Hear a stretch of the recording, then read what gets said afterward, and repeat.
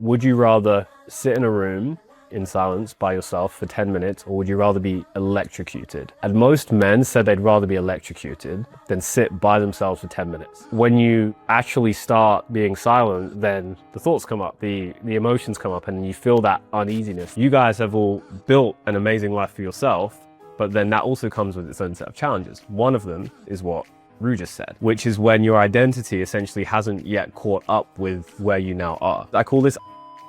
I've had the privilege of working with some people who are at like their 50s, 60s, who've made literally billions of dollars, who've told me to my face, I would give up all of this just to be able to have like presence, just to be able to feel peaceful inside. The benefit you get is you don't have to wait until you're 60 to have these freaking realizations, then look back and be like, oh, I wish I did it that way. Do you know what most people's regret is when they're on their deathbed? It was always the things that they regretted that they didn't do, not that they did do. All right, welcome everyone. Thank you all for coming and also having basically no idea of what's going to happen today. We were at dinner last night and Dan was going to me, yeah, I'm looking forward to tomorrow. Like, what's going to happen?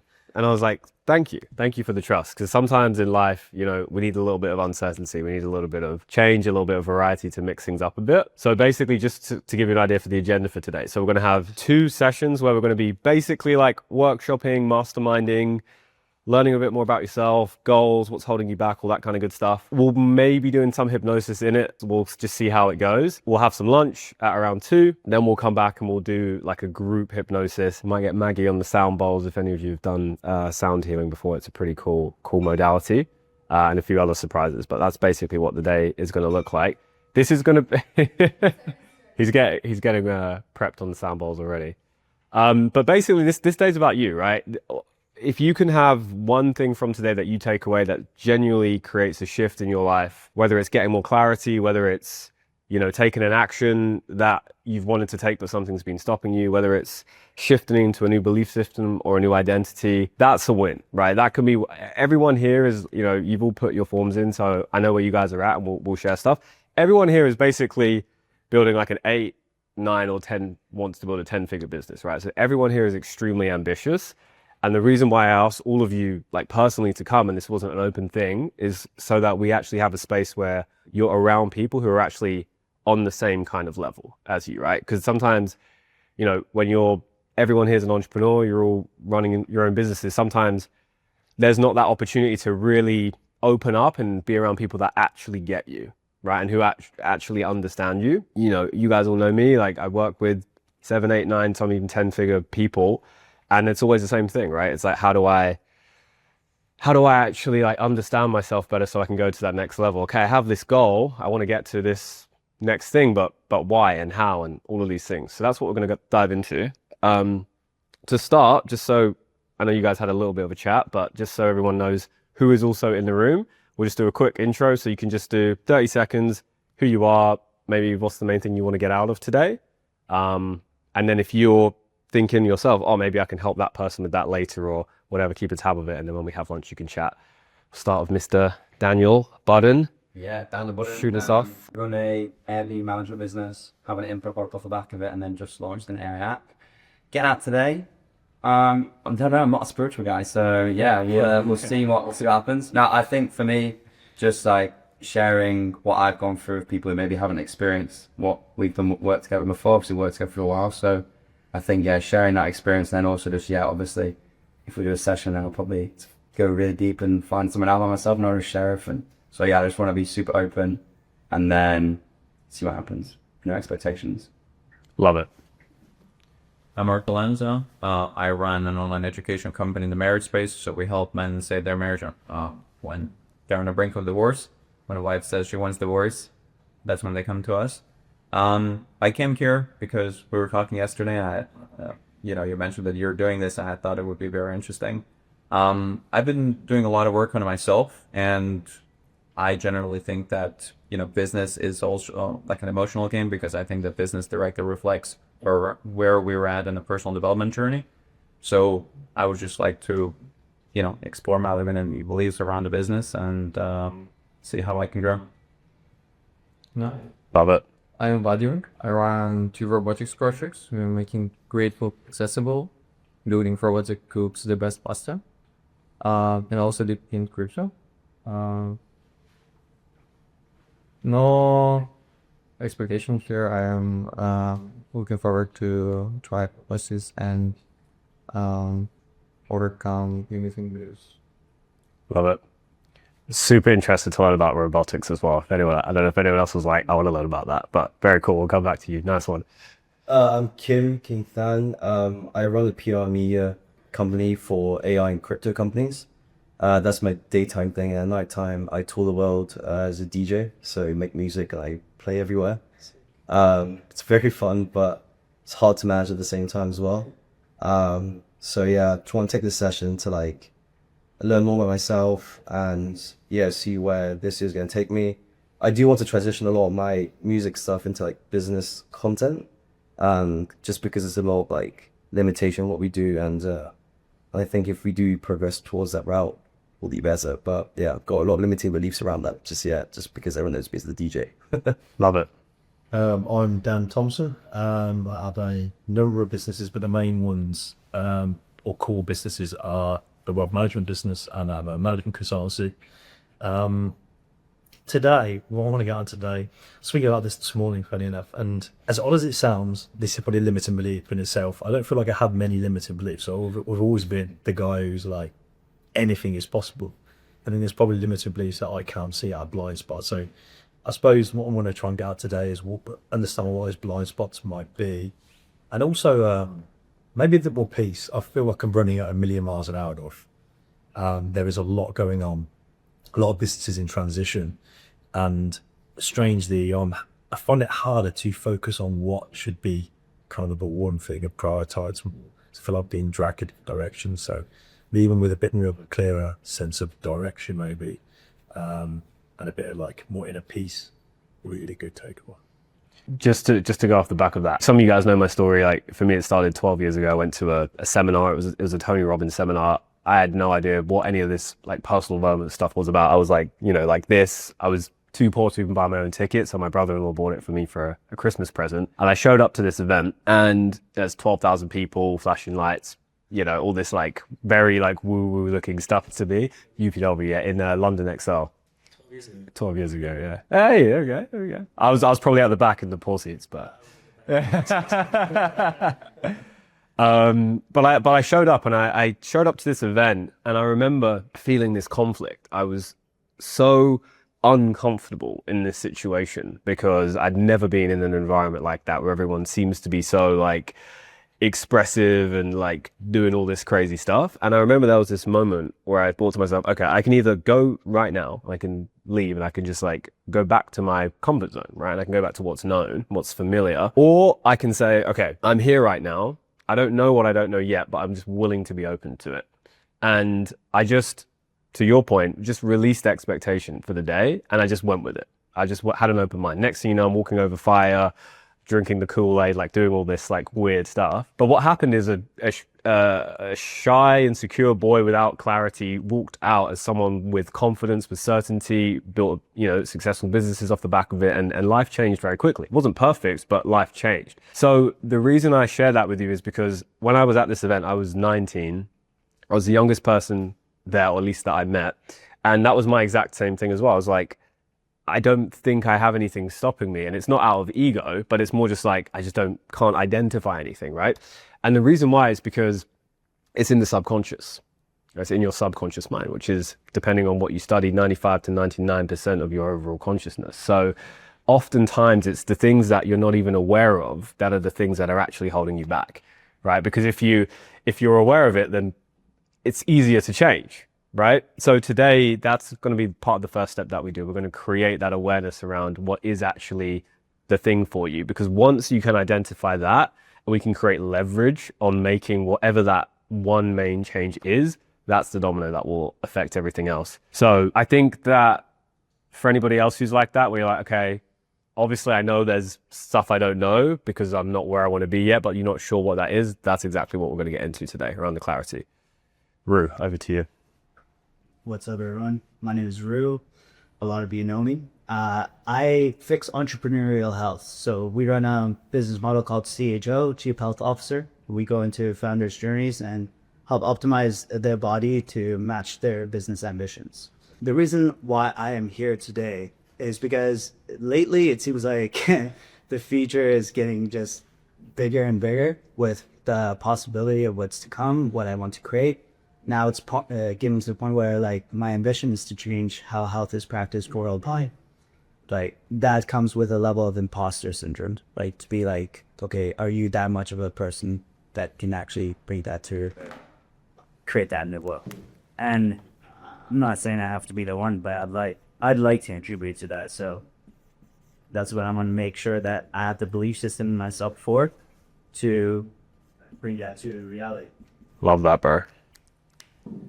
Well, you're already doing it, so I'm excited for you to get to this next level. And this is everyone here on all of your forms that I read. Everyone here has already reached a good level of success that most people would dream of, right? Probably the version of you a year, 2, 3 years ago, literally dreamed of living the exact life we're living right now, right? So when you have like the opposite problem to what most people have. Most people can't get themselves to do the things to create the life and the impact that they want. You guys have all built an amazing life for yourself, but then that also comes with its own set of challenges. One of them is what Rue just said, which is when your identity essentially hasn't yet caught up with where you now are. Okay, I call this identity lag. And so you made a great piece of content about this on Instagram, talking about the identity. And essentially, we'll get into what even identity is, because it can sound like it seems like this non-tangible thing. It's just, all your identity is essentially just a collection of your thoughts, your emotions, your beliefs, your values, your worldviews that have come from mostly around you, that have essentially programmed you to be a certain way. One of the biggest problems a lot of people have is that they just don't know who they are right nowadays. That's why, you see people since COVID, 400% increase in Christianity, religion. Why? Because, well, many reasons why, but one of the reasons why, there's an identity in that, right? Or, I am a DJ, or I am a wealth manager, or I am X. It's a way of identifying. And so it gives us this kind of like sense of self and sense of purpose. The really cool thing is once you get deep into this stuff, you realize you can literally change your identity like this. And when you change it on a very deep subconscious level, the person you are changes, therefore the results that you get can change very quickly. And this is where it gets really exciting. And I did this on myself. I can tell you loads of stories today, but I think just sharing how I actually did it for myself is cooler. Well, I came to Dubai in October 24. So not like a little over a year ago, year and a bit ago. And I was in a place where I was running this marketing company. I was coaching, a bunch of entrepreneurs, and like it was going well, but I knew deep down that I needed to make a change. I didn't know what. I knew there was way more potential to tap into. I knew I wanted to do something else, but everyone around me, collective, what they shared with me was, just do this thing. This is the safe thing. This is what makes the money, and you should stay on that path, right? But deep down, I knew there was something different that I actually wanted to do. And it wasn't until this was when I really got deep into hypnosis and discovered that you can create permanent change on an identity level through hypnosis, not because it's this magical superpower. It's actually very logical and easy to understand. It's when you're in the right state, which is a hypnotic state or the theta brahma state or trance, that's when your mind can be programmed. So it's the same state children are in, 0 to 8 years old. The reason why kids are so fast at learning and are literally like quantum supercomputers, they can learn languages, they can learn skills, they can change their belief systems like that. They're malleable, literally, is because they're in that state most of the time. As we get older and we get into adulthood, we have to be more logical. We have to be much more practical, so we don't spend time going back into that kind of like dream state, right? But that dream state is where all of the change and the actual magic happens, the ideas happen. It's like, how many of you guys like to go for a walk or a drive or something to clear your head, or have any kind of activity like that? Part of what is happening there is you're going into a hypnotic state, right? Your conscious mind's going for a walk, and then you're not thinking about walking, you're just walking, right? And that's where things start to process and things start to like suddenly out of nowhere, like an idea drops in. Or for example, I was in the sauna 2 days ago, great idea pops into my mind that I'm going to do for the business. Why? Because I was in that state. So you go into this state all the time. It's not, can you be hypnotized or not? It's happening every single day. The first goal of today is to de-hypnotize yourself from whatever is holding you back, so that you can then implant the beliefs that you actually want, the beliefs that will actually serve you, the identity that will actually serve you. And you only really need to do 1 to 2 things to have a massive shift. When I'm working with a one-on-one client, all I'm looking for is just what is the main one thing that we can change that will change everything else? What's that one domino? So as I'm saying this, just want you guys to be reflecting for yourself, like what could that one thing be for me as we're talking? And you guys will share it a little bit as well, which will also help others to kind of have little epiphanies as we're going along the journey. Do you want to go next? Because Tyler's writing.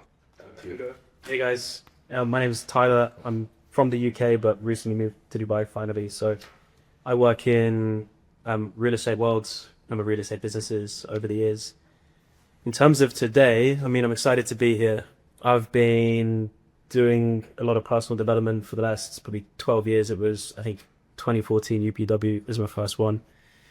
Done a lot of Tony stuff, whatever, spend an hour or 2 a day just immersing myself and very consciously aware of like limiting beliefs, and I'm always very like paying close attention to the language that I use. Even now as I'm speaking, I'm making sure I'm not going to say anything that could become a limiting belief or a statement, the wrong statement. But I do suspect I'm at a point where, I mean, I resonate with what Dan said and what you said about your experience at Tony Robbins. I remember being at UPW and there's the exercise on limiting beliefs, and I remember struggling to come up with any, and I was young back then, and because I've been aware of it, I think on my own, I've figured a lot out, but suspect I'm at a point where actually there are some things buried deep in the subconscious. There's been a lot of patterns that have been repeating over the last how many years. And so I was just keen to explore if there's anything interesting we can pull out today. What you said there about patterns is a really key part of how you can start to identify stuff for you. By the way, what's a good business person? Well, one of the skills they have is pattern recognition, right? The ability to see a pattern, and then if they can start using that pattern, then you can be very successful doing that. If you can create a new pattern for yourself, that's where you own the whole thing, right? So for yourselves, if you think about it, and it can be something so simple of just like, what's a pattern in your life that maybe isn't helping you right now? Something that, it could be something that you do physically. Like, for example, for me, it's super simple. I was thinking, I did this exercise, right? I'll do this on the board for real quick. We did this exercise about a month ago, and basically it was looking at, okay, where do you spend your time between working, your relationships, right? And then what was the last one? And yourself. Now, how do you distribute this time? And for me, when I did this, we just drew it in circles. So mine looked like this, where my work was this, my relationships was this, and myself was this. Now, you can have a quick think about this for yourselves, but you can see that for me, when I did this, the majority of my time was going into work, my time, my energy. Then the next was relationships, and that can be family, friends, you know, girlfriend, wife, and then self. And I was like, wait a second. You don't have to be a genius to realize something's a little bit out of balance, right?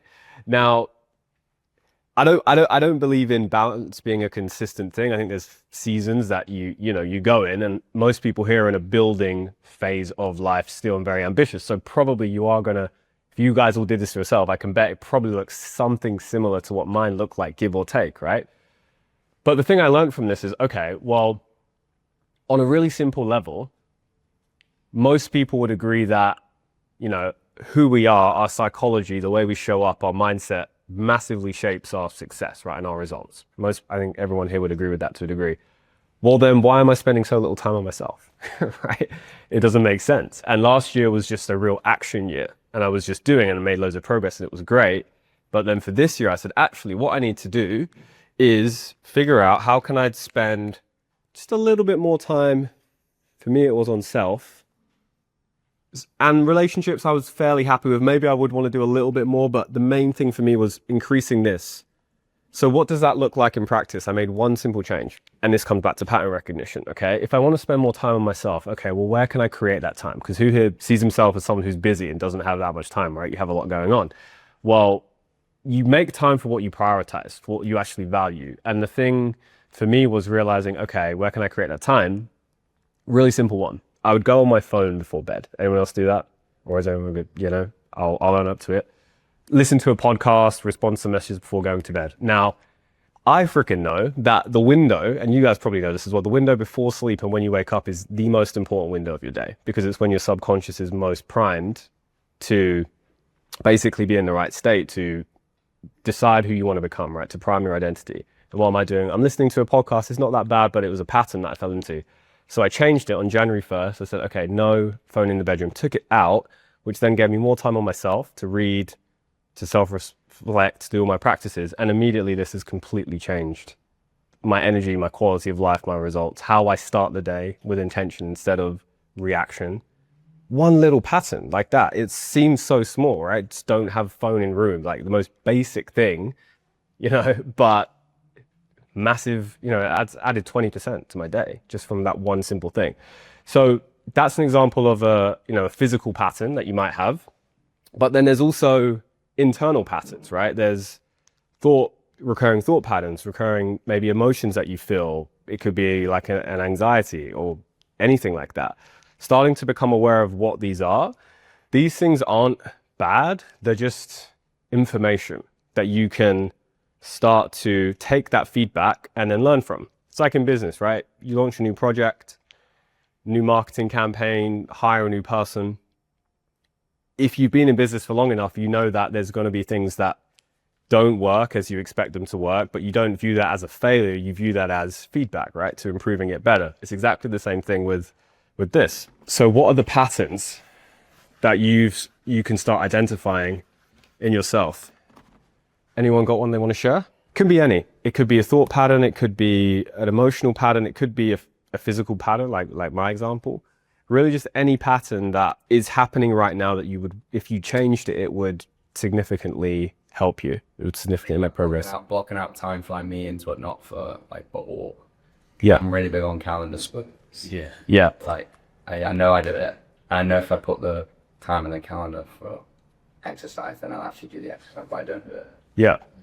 So this was something I, you know, started doing recently, was actually blocking time out for a walk. Now, who the heck blocks time out for a walk, right? But if you think about it, whatever you value, you will prioritize. So for you, and is this something you want to do? I know I need to do it. You need to do it. Okay. So like Ty said, like language is everything, right? Language is the gateway to the subconscious. Language is one of the key parts of your identity. So if any of you have read the book, 4 Agreements, one of those agreements is be impeccable with your word. Why? Because your words literally do create and shape your beliefs, which shape your actions. So I know I need to, and I'm not attacking you for your language. I'm just showing you like some insight here. Language is the gateway to the subconscious. So if you feel like you need to do something, is that something you want to do? Right? No. But do you actually want to go for a walk? Because you like it, right? So this is where the conflict comes in internally. So whenever you have this kind of sense inside that there's this conflict inside of you, like, okay, like I know I want to do this, but I'm not doing it. Why the heck is that happening? All it is there's something inside of your subconscious that's pulling you. It's part of your identity that's pulling you. Once we become aware of that and we can change it, and today we'll use the tool of hypnosis to do it, everything will change in your operating system. So for you, thinking about it now for a moment, why do you think you haven't prioritized it as much as you want to, going for a walk? I think again, like state that I'm in before Christmas. Yeah. I did have a block time for walk. Yep. This side, I think, similar to what Dan said about resonating with the busyness. Yeah. It's like I'm on a good journey, but no one's perfect yet. And I think that's where, like, with the busyness of things happening, for whatever reason, it has. Keep talking, because it helps you to figure it out as you're saying it. I would say something wants to say about like being like in better shape than I currently am at the moment. Not in bad shape, but like that's probably a deeper like shift in my head that's coming up thoughts wise. Being better shape. Be in better shape.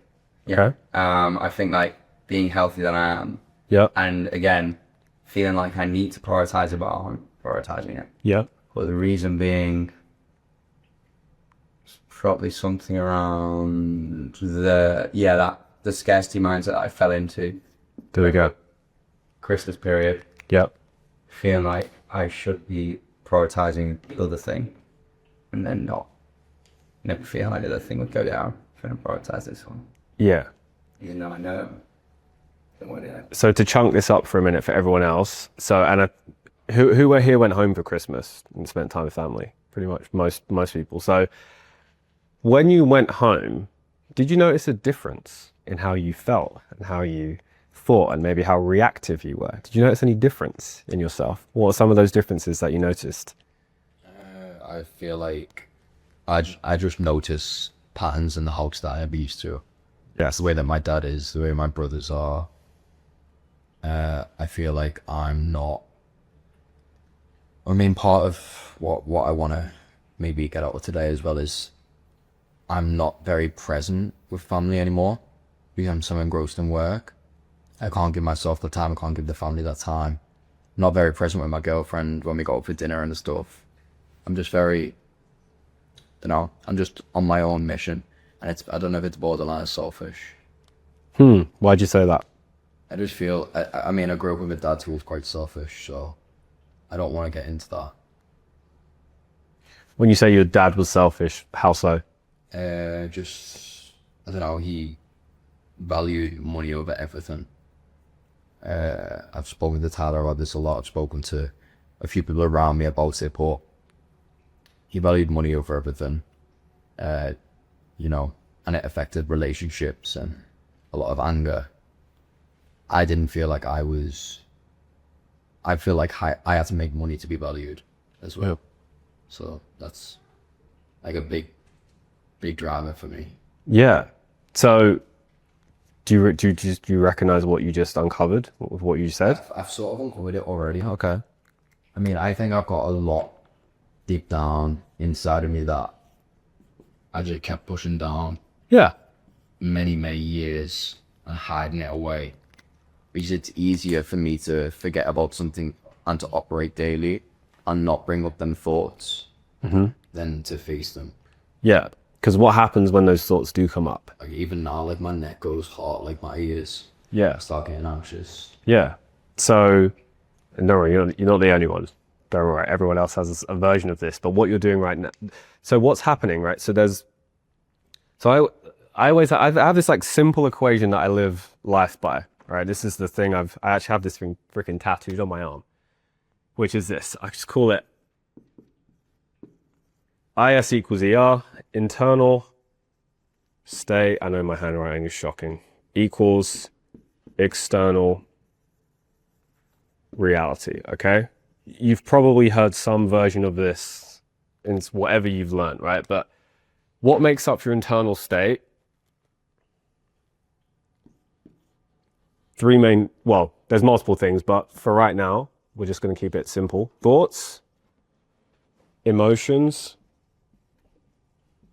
and environment. Okay, these are three of the biggest factors that affect your internal state, right? And if we understand that our internal world affects our external world, then we can actually start to get more clarity on how we want to change and like make adjustments to this equation. So for you, if we take you as an example, and thank you for sharing. So you have these thoughts that come up, about your dad. Am I being selfish? Maybe, I get my value from making money. Maybe that's how he got his level of self-worth as well. Then when you start to think about it, what happens? You start to feel certain emotions, right? Certain things happen on your body. You start to feel this tension in the neck. That's your body physiologically reacting. The subconscious is mostly actually in the body, by the way. So when those things are happening, it's your subconscious speaking to you. Now, it's uncomfortable, right? It doesn't feel good to feel that anxiety or that knot in your stomach or that tension here or here. So what happens? We push it down. Makes sense, right? When you don't have the tools to deal with it. But it's kind of like, before you guys came, there was a little bit of hair on the floor because Daniel got his hair cut here a few days ago, made a mess everywhere, right? So I'm hoovering up. Now, I could have swept the hair under the rug. None of you guys would have realized, right? No harm, no foul. But if I do that for, how old are you? If I do that for 23 years or 33 years or 43 years, it's going to get pretty gross under that rug, right? It's not going to be very nice. You guys aren't going to want to be in here. You're going to be like, oh, that's a bit disgusting. What's wrong with Ibrahim's place? So what did I do? I got out the Hoover and I was hoovering like 5 minutes before you guys came because I didn't want the hair on the floor, right? Because why though? Why? Because that's a standard that I have for myself, right? Which is part of what shapes identity. So these guys will know, since being in here, I've had higher standards for the environment that I live in. Now, it might be my Virgo self coming out, but why do I have that? I have these higher standards for myself because I understand how my environment and my standards shape my identity, which is ultimately what affects my state, which is what creates the outcomes, right? It might seem like such a small thing, like some hair on the floor, and it maybe isn't a big deal in the moment, but over a long period of time it is. So back to what you said about you'll push it down. Maybe work could become the distraction. Who else uses work as a distraction, right? Everyone should be putting their hand up there, right? Now, it's a better distraction. It's better than, for example, I work with a guy who runs $1 billion property company here, and his distraction was alcohol, and he got into a car accident from drink driving, and that was when he came to me because it got so bad. He had so much pain that he needed to make a change. The only two reasons we do anything is pain and pleasure. So all I want for you guys today is to not have to get to the point where it gets so bad that you can actually what does an intelligent person do? They learn from other people's mistakes or their own mistake and adjust, right? They don't have to wait for it to get so bad. So right now it's okay. It's not great, but you've kind of found a way to manage it. But obviously you want to go through it, and maybe you just don't have the tools yet to understand exactly how to do that. I'll take you guys through a practice, and we'll do it today, that I take my clients through, which is basically a way of, once you identify what is that thing, and sometimes you don't even need to know it clearly because it's just from the body, how to release that. And once you release it and it's actually gone, it's gone. You don't have to spend 10 years going to a therapist for this stuff. Like, you can if you want, it's just going to be expensive.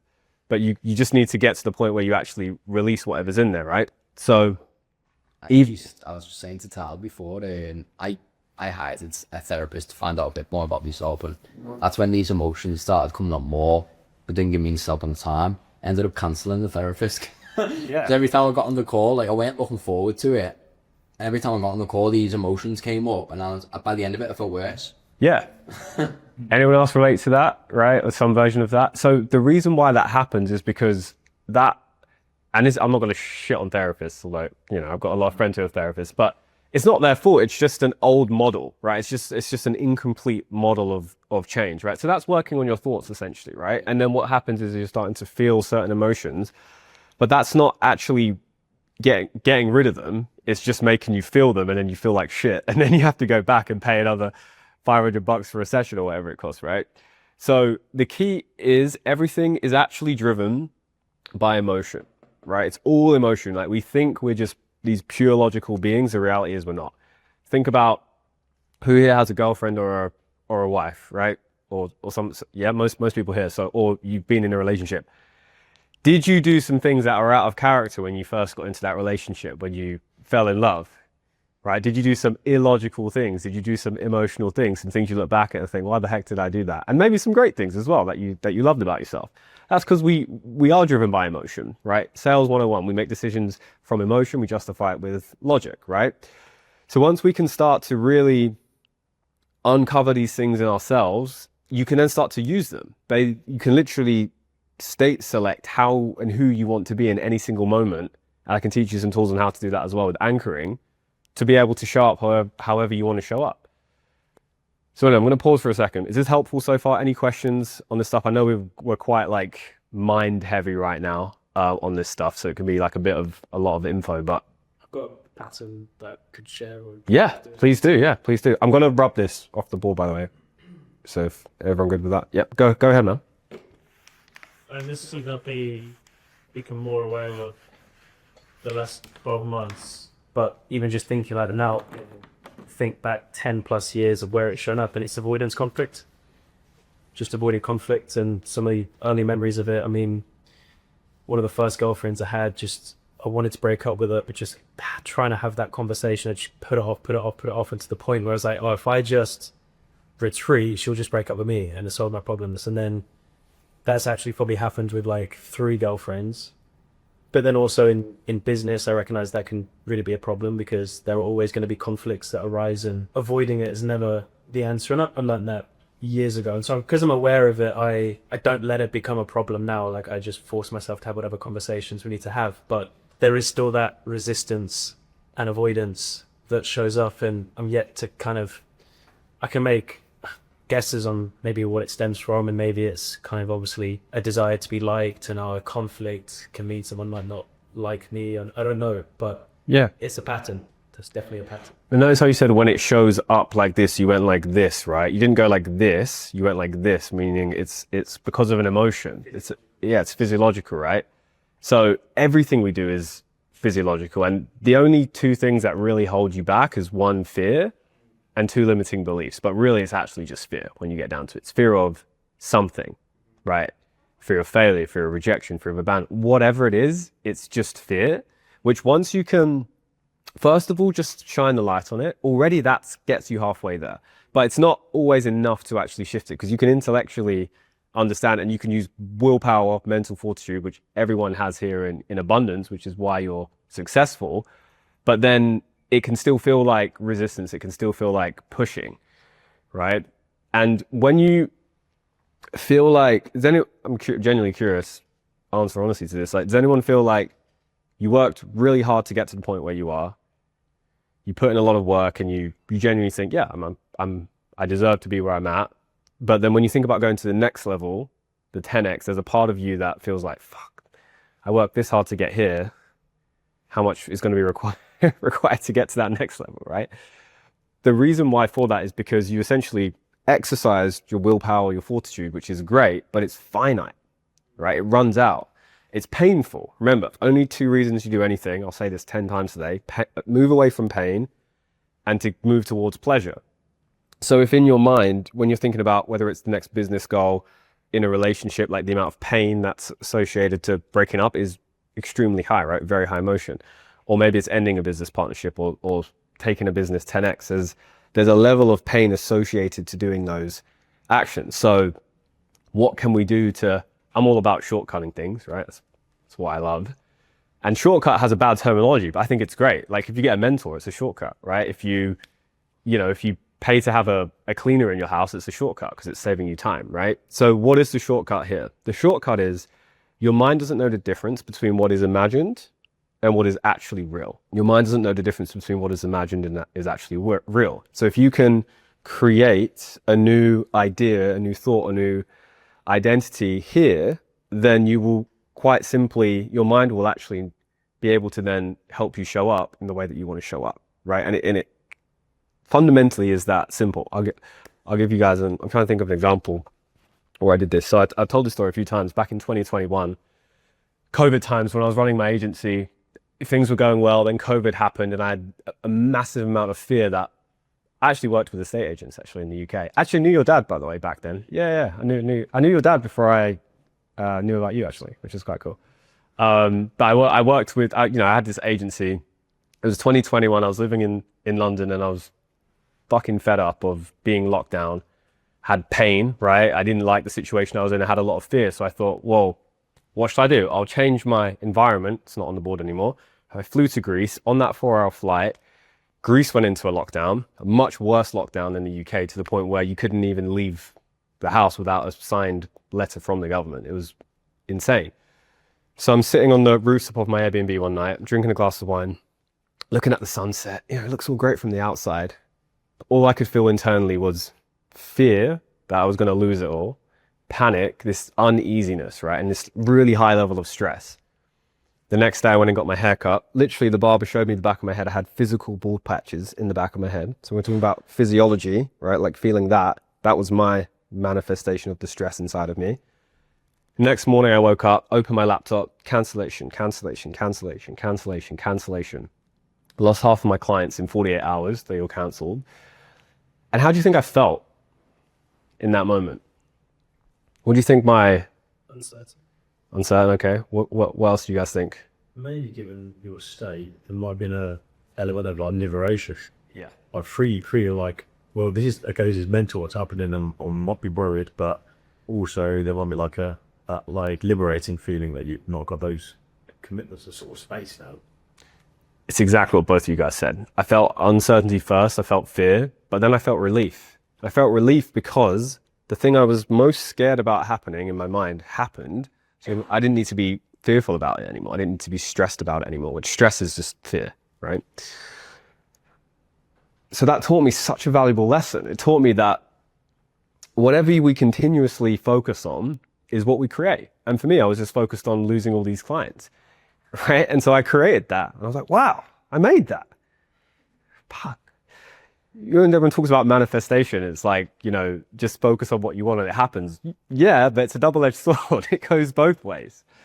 So that's when I really started to go so much deeper into this stuff and realize, like, if you knew that every thought, every emotion, everything that you allow into your mind was influencing you on the deepest subconscious level, how protective would you be over that?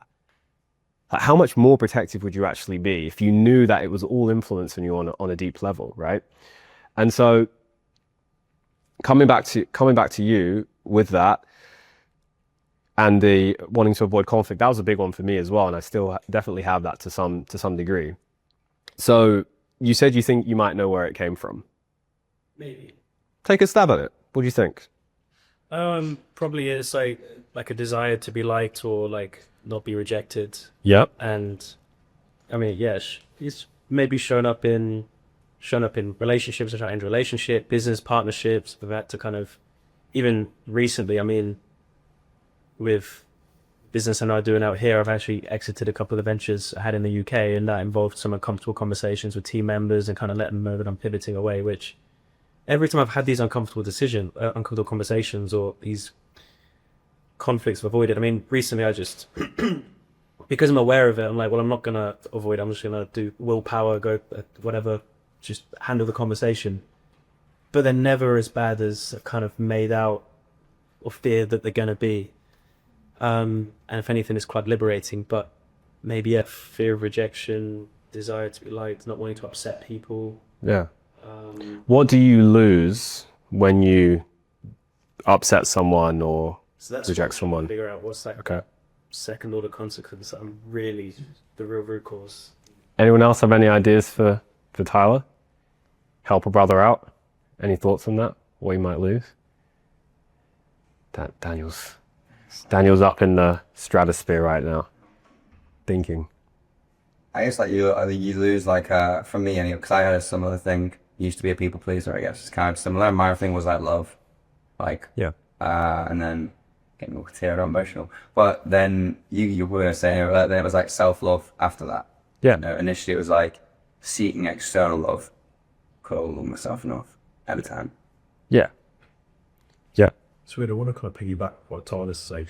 I'll probably everyone in this room had the same experience, and probably this was like early 20s, mid 20s when I was starting to mentor with a wealth managers very early on. Now standing with high net worth individuals, I had to have tough conversations. I probably had imposter syndrome as well, so there was fear of having these conversations. I'm like, oh, actually, right, like confront these people about right. But then my employee needs regard this, and I remember like having like, I don't know what the pivotal kind of moment or conversation was. I remember I had a really changing conversation to someone, and afterwards I felt great because I solved it. I was like, oh, that's why it's so good. I got it, I nipped at the bud like quickly, and then I used that as almost like an anchor, and how ever since, not the specific example because I can't remember it, for my belief around having to do that. So if, for example, like, and I've used it so many times in business and in personal life, like if someone say, I pick my battles in this one, but say someone says something really negative about, you know, in like your friend circle, going back when you're younger, not really at our level, you know, I would go and have a conversation, confront them straight away, and I would understand that will solve it quickly, because either they'll be like, oh, there's a miscommunication, no, that wasn't the case, and it's normally the case with things like that, and then you resolve it straight away, and it's not just, there's no resentment, no one's thinking someone's thinking something else or whatever. Or there might be truth in it, and the outcome is you should no longer potentially be friends with that person. And the same in business. So now, like, if I have an issue with a client or an employee, I would rather nip it in the bud and get one of the both the positive outcomes. If it don't work for me anymore, which is the right thing, because it shouldn't be because of how the conversation be handled, assuming you handle it in the right way, or you're just not seeing eye to eye with the employee, the client, you have a really positive conversation, you walk away and feel good. And 9 times out of 10, whenever there's quite a challenging conversation for me to have with anyone now, I would say like 99% of them resolved really well. And like I'm really happy with the outcome. So I wouldn't say I look forward to conflict, but I would say I like really embrace it now. I have like a completely different perspective on it. I'm always just like, right, let's go and have a chat with this person and understand like where they're coming from, and then just work through it. And if we can work through it, amazing. And if we can't, you know, it's no big deal. And we'll go our separate ways, and it's cool. So There's so many valuable pieces within what you just said there as to why you've become like that, to unpack, because I think this is super valuable for everyone. I think it's a great way of handling conflict, right? But if you notice that going back to that first time when you had it, okay, it was uncomfortable, you did have the resistance, but then once you did it, you felt that liberation, which was a good positive feeling, right? Remember, move away from pain, get towards pleasure. And so that became, you said the word anchor, right? Now, I don't know if you actually know like deeply what that means, but that's a very powerful concept. You can learn this in NLP. It's basically anything that you do to create repetitively to create a certain outcome or emotion or thought process, right? So like Tony Robbins will jump up and down on a trampoline to get himself into state. For you, there'll be certain things that you do every single time, maybe not even realizing, that will get you into that state, ready for that. But what you focused on and what you now focus on is like that result, right? Nip it in the bud quickly. You focus on that result, which is that's a positive outcome. So you go from focusing on, okay, what could go wrong? How could I get rejected? What could this conflict get to? Okay, this is going to be the positive outcome. And you said you don't quite look forward to it. Still, it's not like you like love conflict. It's not like I'm excited to resolve it. Yes. If that makes sense, because it's always positive. But I always go in, the mindset that there is going to be a positive outcome because that's my belief. But what's like a knock-on effect this has had, and again, I left that with the trigger, is I used the same, I don't know whether it's like a belief system or philosophy to other aspects of my life. So now I use anchors for other aspects of my life. So a really quick example is, I remember like had a really bad thing happen at work, like another in my career, I was devastated. I can't remember what it was. And then like a week later, I was driving over this bridge and it was like fields surrounding me and everything, the sun was shining. And something great happened, we landed like a massive cloud and I was on top of the world. And I was like, last week you thought your world was falling apart, but it was horrific. Like, I can't remember what it was. And I was like, now, I was in the little bullshit time, jumping up and down the seat. I was like, well, I got this amazing client. And I was super gas. And I remember thinking at the time, I was like, never forget this day. So I anchored it like that day. Yes. And I remember it so vividly. This has got to be nearly a decade ago now. Sadly, guys, I'm that old. So now when I am having like a really bad time situation, whether it's an event, something that gets triggered on the day, or it's like a bad week, or maybe even a bad month or whatever, I remind myself that day's going to come. Not necessarily in the Porsche driving over a bridge, but the equivalent of it. And it always does come, which now reinforces it even more because it just happens. And this is how you turn your worst day into your best day, right? And what does that do for you psychologically? You've ingrained this belief system because it serves you, because it works for you so deeply that you know that now when something quote unquote bad or not what you want to happen does happen, something good is going to happen, right? So think about how that affects you psychologically. Think about how many times something happens, you're upset about it, you're frustrated about it, you're down about it. But then in Dan's world, the meaning he's given that is something good's going to happen, consciously or unconsciously. Think about how that literally changes your entire existence because he's created that anchor in that belief system and that becomes part of your identity, right? Which then means when there's a conflict in this example, you're good at dealing with it because again, that's part of what you've anchored in. And this is how powerful this stuff is, right? You act in accordance with who you believe you are. The other thing I wanted to add to this as well is self-image, which we'll also talk about, which is a really key part of identity. If somebody else, we're going to break for lunch in a minute, for this first half, but if somebody else was to describe you and they would say, oh, Dan's this type of person, or Kim's this type of person, or Ru's this type of guy, how do you think they would describe you? What do you think they would say about you? Have a think about it. Write down what you think that is through your own perception. And as you're doing this, the reason why we're doing this is because this is a really key part of your self-image. This is one of the most important things. Just in a casual conversation, how you think someone who knows you well and is objective would just describe you in a 1 or 2 sentences. He's this type of person, or he's that type of guy. He does this. Don't know what it's down. And if you've done that, what I'd love some of you guys to also think about, like you did, is thinking about, is there a pattern you can identify in yourself? What's a pattern you can identify? Whether it's avoiding conflict, whether it's dealing with conflict, right? Think about it. It's the same thing that's happening, but in their worlds, they've dealt with it in a very different way. Both getting to a similar-ish outcome, but the process of getting there is very different, right? And so this is where you can have the exact same situation happen, but the way that you respond, because of your belief systems and your identity and your past experiences, completely changes that, right? And so what is a pattern in your own life that you can identify? Maybe it's one that you want to get more clarity on, one you want to change, even if it's incomplete. Just what's something that you recognize about yourself? Or if you're struggling for that and you have a girlfriend or a wife or a close friend, what would they say your pattern is about you? Sometimes that helps me. Or what do they tell you what do people who know you tell you consistently? One of my, I'd say maybe, I wouldn't say it's the biggest pattern, but it is a pattern that keeps coming up.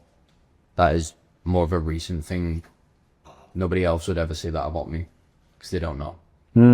One of my patterns that comes off more frequently recently is something that nobody in a million years would ever guess, because people say the opposite about me. I can promise you this, whatever you're going to say, I've heard everything you could ever imagine, so you're going to be in a very safe space saying this. I don't want to say. Okay. I'm saying it's just Right, people don't see it. I can't wrap my head around it, but more so that I can't wrap my head around why am I only feeling these emotions recently? Right.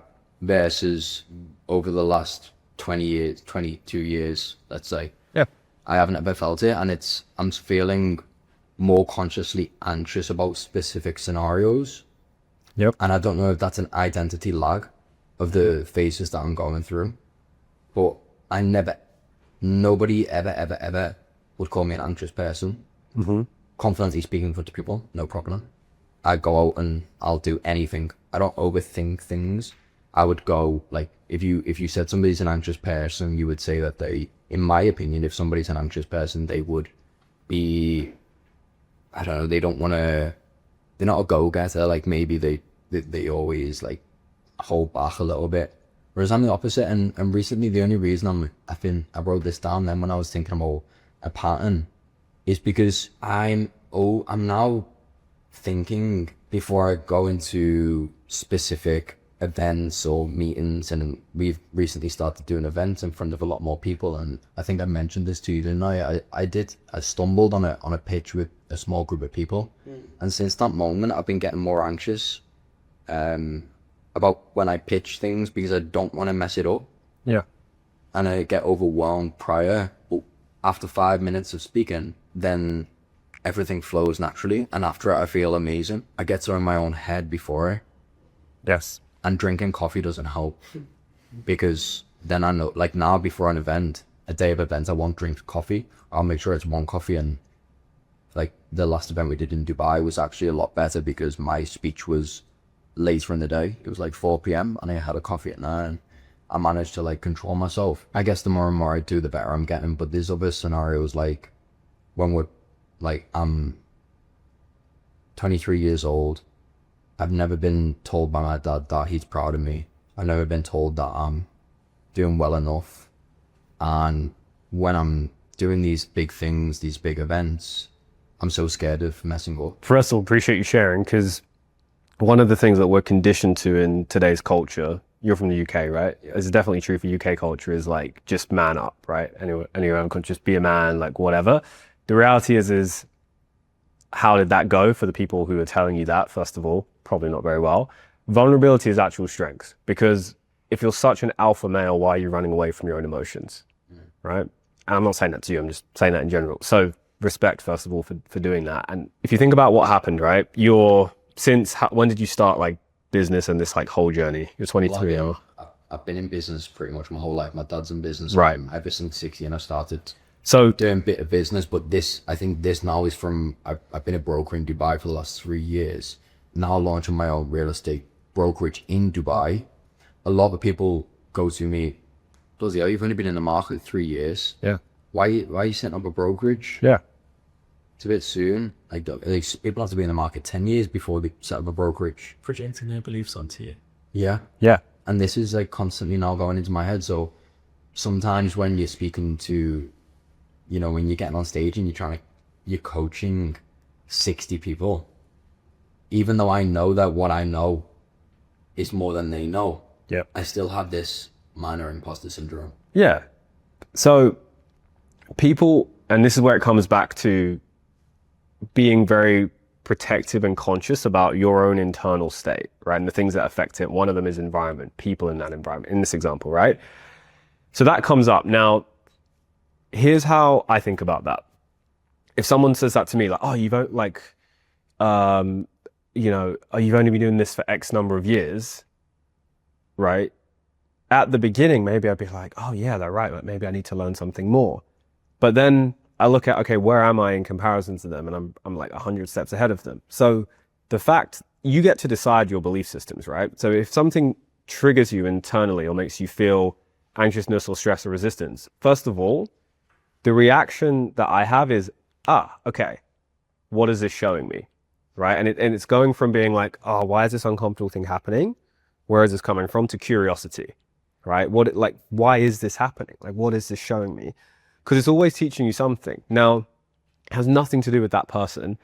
It may be the fact that whoever is saying that you potentially perceive as an authority or somebody you respect. Is that fair to say? Or not? No, honestly, I don't know if I think it's less about people saying about, oh, you've only been a broker for 3 years. I know that I deserve to be where I am today for a fact. And I know that my career has been accelerated. I'm way ahead of many other people who have only been in the market 3 years. I've been in UK market prior to that. My dad's in property. Like, I'm immersed in property. Yep. And I'm great at what I do and I'm great at business. But the problem that I'm recognizing more so is this anxiousness of not wanting to fuck up. Yes. Okay. It's not wanting to fuck up. It's not wanting to stumble on our words. It's what if somebody asks me a question in the crowd that I don't know the answer to, and I'm supposed to be a leader, I'm supposed to be a business owner. What if they ask me a question that I genuinely don't know how to answer? Yeah. And in that example of that fear, which by the way, like number one fear in the Western world is public speaking, by the way. So you're not on your own with this one. In that example, in that visualization that you've played out and that image that you've seen, somebody asks you something, you don't know the answer. What then happens in that scenario in your head? What happens in that scenario? Yeah. I would end up probably waffling about something that I don't know. I'd say that I'd get a bit paranoid. I couldn't say exactly what. Yeah. The reason why I'm going deeper on this for you and for everybody else here is this exercise of, you can call it fear setting. It's basically going into what is your deepest fear beneath that, right? And actually uncovering it. Because once you can get to the root of it, then now, once you can see it for what it is, it no longer has power of you. So in the example I shared in that story, when I was fearful of like losing all these clients, right? And where does that come from? And all of that kind of stuff. Once that happened, I did the thing and then realized, oh, I'm still okay. I actually feel relief right now. I can go in a new direction. I can now see what is that worst case scenario. So if you can actually let yourself play out that worst case, the absolute worst case scenario in your mind, and let yourself actually go there for a minute and notice your physiology as you're doing it. Notice your breathing. Notice if there's tension in your body or in your neck, wherever it comes up. Like, notice all of these things, because those are the things that you're doing to actually feel that way. If I ask you the question, what do you do to become anxious? First of all, you're going to go, well, I don't do anything to become anxious. It just happens, right? But you do. You do. Yeah. But most people see it the other way around. But you actually do things to get yourself in a certain state. It's just that you're doing them unconsciously. But once you can make the unconscious conscious, now you have control over it. So I'll give you an example. I had a client here. She's in financial markets. Lady, 53 years old. Bunch of different things happened to her. One of them was she had a fear of flying. I've had a bunch of people with fear of flying come to me, which I've solved typically in like 20 minutes. You know, they have this fear in their head of a plane crashing, or one guy was like, he thought he'd get like missiled by a jihadi because he'd seen it on US television or whatever. For her, she comes in and she's like, I was in a plane that blew up and I literally had to like emergency exit the plane. So, you know, maybe she has a better reason to have a fear. I'm like, oh, okay, fair enough. But when you get into this, and so as soon as I said the word flight, immediately the color drains from her face. She goes white. She starts profusely sweating. She starts breathing like this in her chest, very shallow. And she starts literally getting to the point where she's almost about to pass out. I just said the word flight. So talking about anchors, that's an example of an anchor, right? It creates a state. They don't just, again, everything can work for or against you. So once I calmed her down a little bit, I said, okay, now what are the things that you do to get anxious about this? What do you mean? Well, there are certain physiological things that you do. So I asked her these questions, and this is a really super valuable framework if you guys want to use this for yourself or if you're guiding team members. Getting clarity over it first. So for her, I said, the questions I asked her was this. Are you having, lots of thoughts going around your mind, or is it slow and quiet? Which is, no, I'm having thoughts that are racing, right? My thoughts are racing. Okay, so that's the mind. I asked her about her body. I said, are you feeling tension or are you feeling relaxed right now? She's like, I'm really tense. I have this knot in my stomach. I can bet my chest is tight. Okay. What's your body temperature like? Is it cool?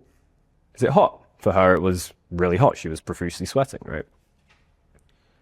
And there's other things as well that can come into this. These are just some examples of some questions. So I helped her to identify, these are the things that you do to feel stressed and anxious about this situation, which for her was flying on planes. For you, it might be going on stage. Okay.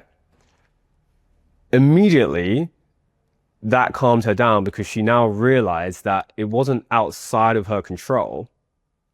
It wasn't just this thing that happened to her. She was the cause, not the effect. That already helps you a lot because you realize, like, okay, I'm actually in control of this. For example, I have one with needles, like Rue knows this. The amount of times I've put off having my blood test with Rue because I have a needle phobia is hilarious. But I'm having it on Monday, and I'll give you this is exactly how I'm going to deal with it. Okay, what happens when I go for a needle? I go pale, I get sweaty, I feel like I'm going to pass out. Have passed out over 10 times in the past. My thoughts start racing. I'm going to die. Whatever, right? It's a strong anchor. Now, all I know that I need to do to fix that is to do the opposite. All you have to do is do the opposite, okay? So what would be the opposite? Well, if breathing is shallow, then I'll start breathing deeply and slowly. If breathing's in the chest, then I'll start breathing from the stomach, because chest breathing, very sympathetic, belly breathing, very parasympathetic, aka restful. Okay, that's one. If I'm feeling hot and sweaty, well then maybe I should put on some AC to cool myself down. If I'm feeling faint, and for me I could feel the blood drain from my head because I go pale-faced, so then I'll lay back with my legs up, get the blood draining back down to me, right? If I'm focused on playing images of what's happened in the past and these fast thoughts, then maybe I'll focus my mind on something else that makes me feel calm. So maybe I'll listen to someone who I like speaking, or put on a movie or something to focus on a different image. And when I did this in the past for our last blood test that we did a few years ago, literally completely fine. All of the fear went away, no issue, just by doing those things, by doing the opposite. So if I can do that for something that literally makes me pass out from fear, right? Can you do it in your own life where you feel anxiety, you feel this thing, right? You just do the opposite. So you're changing your state, basically. So you identify what happens, what the causes are, and then you start to do the opposite. And then you just need to practice it a few times. You need to ingrain it a little bit. You can also use hypnosis to do this deeper and quicker, but which we can do if it's valuable for you guys, if anyone's got something like really severe as an example. But I want to give you stuff that you can also just do yourself as well. So you can take stuff away. That's exactly how I would do it. Last thing I'll say with public speaking specifically, because I know a lot of you guys, that's part of what you do, or you're a speaker, or you want to do more of that. The reason why it's the number one fear for the Western world is all the things you just said. Think about it. You're thinking about not fucking up. You're thinking about what happens if you do fuck up. You're thinking about waffling, saying the wrong thing. Maybe what's this person going to think of me, who I respect? And it's focused on that. So where you put your focus is what you experience, right? So instead, where would it make sense to put your focus? Why do people say, when you're public speaking, imagine the audience naked? It's what I'm doing right now with all you guys, by the way. I'll tell you when the camera goes off. But why do they say that, right? Because it puts your focus off of the fear that you might be experiencing onto the people. And for me, all I focus on is how can I be of service? Like, how can I contribute? How can I help whoever I'm speaking to? Right? How can I be of value? Because immediately what that shifts the attention off, how am I fucking up, to how can I give? And when you're in that state of giving, now you're not thinking about you. When I've done this with athletes in the past who are underperforming, for example, there was a tennis player out here. She was incredible, would beat everyone in her practice games, but then when she'd get to the Grand Slam, she would lose. 6 times in a row she lost Grand Slams, even though she was beating everybody. And the only reason why was because she felt like, she's an Indian tennis player, she felt like she didn't belong on the court. So she would focus on, I don't belong to be here. Like, I'm not worthy enough to be here. So she would self-sabotage herself and she would lose the game. That was where her focus was. Once we change that focus, the result changes, right? Simple as that. Any questions, any comments anyone wants to make? Yep, go for it, bro. I was just going to say, on maybe to add value to Aidan's point, I think it's also useful to adopt a belief system as well. Like, it's okay to not know all the answers. Like, if you get asked a question, to have the answer, like, yeah, that is okay, and you should be expected to know all the answers. And I've had it before where I just said, I don't know the answer, but maybe speak to this person. How much more would you respect somebody who you asked a question to and they said, I actually don't know? How much more would you respect that person? It's so hard though, because we're launching a brokerage, we're trying to hire these brokers. I'm so scared of not knowing the answer. But I think it's okay to not know the answer, because you've got to recognize you know a lot of things about a lot of things, but it's okay if there's something someone asks you and you just say, look, I'm probably not the best person to answer that, but I suggest speaking to this person. And most people are okay with that. Or if you want to use a really good coaching tactic, ask them, what do you think? I just keep that in my pocket. Yeah, what do you think? You know, Yeah, there you go.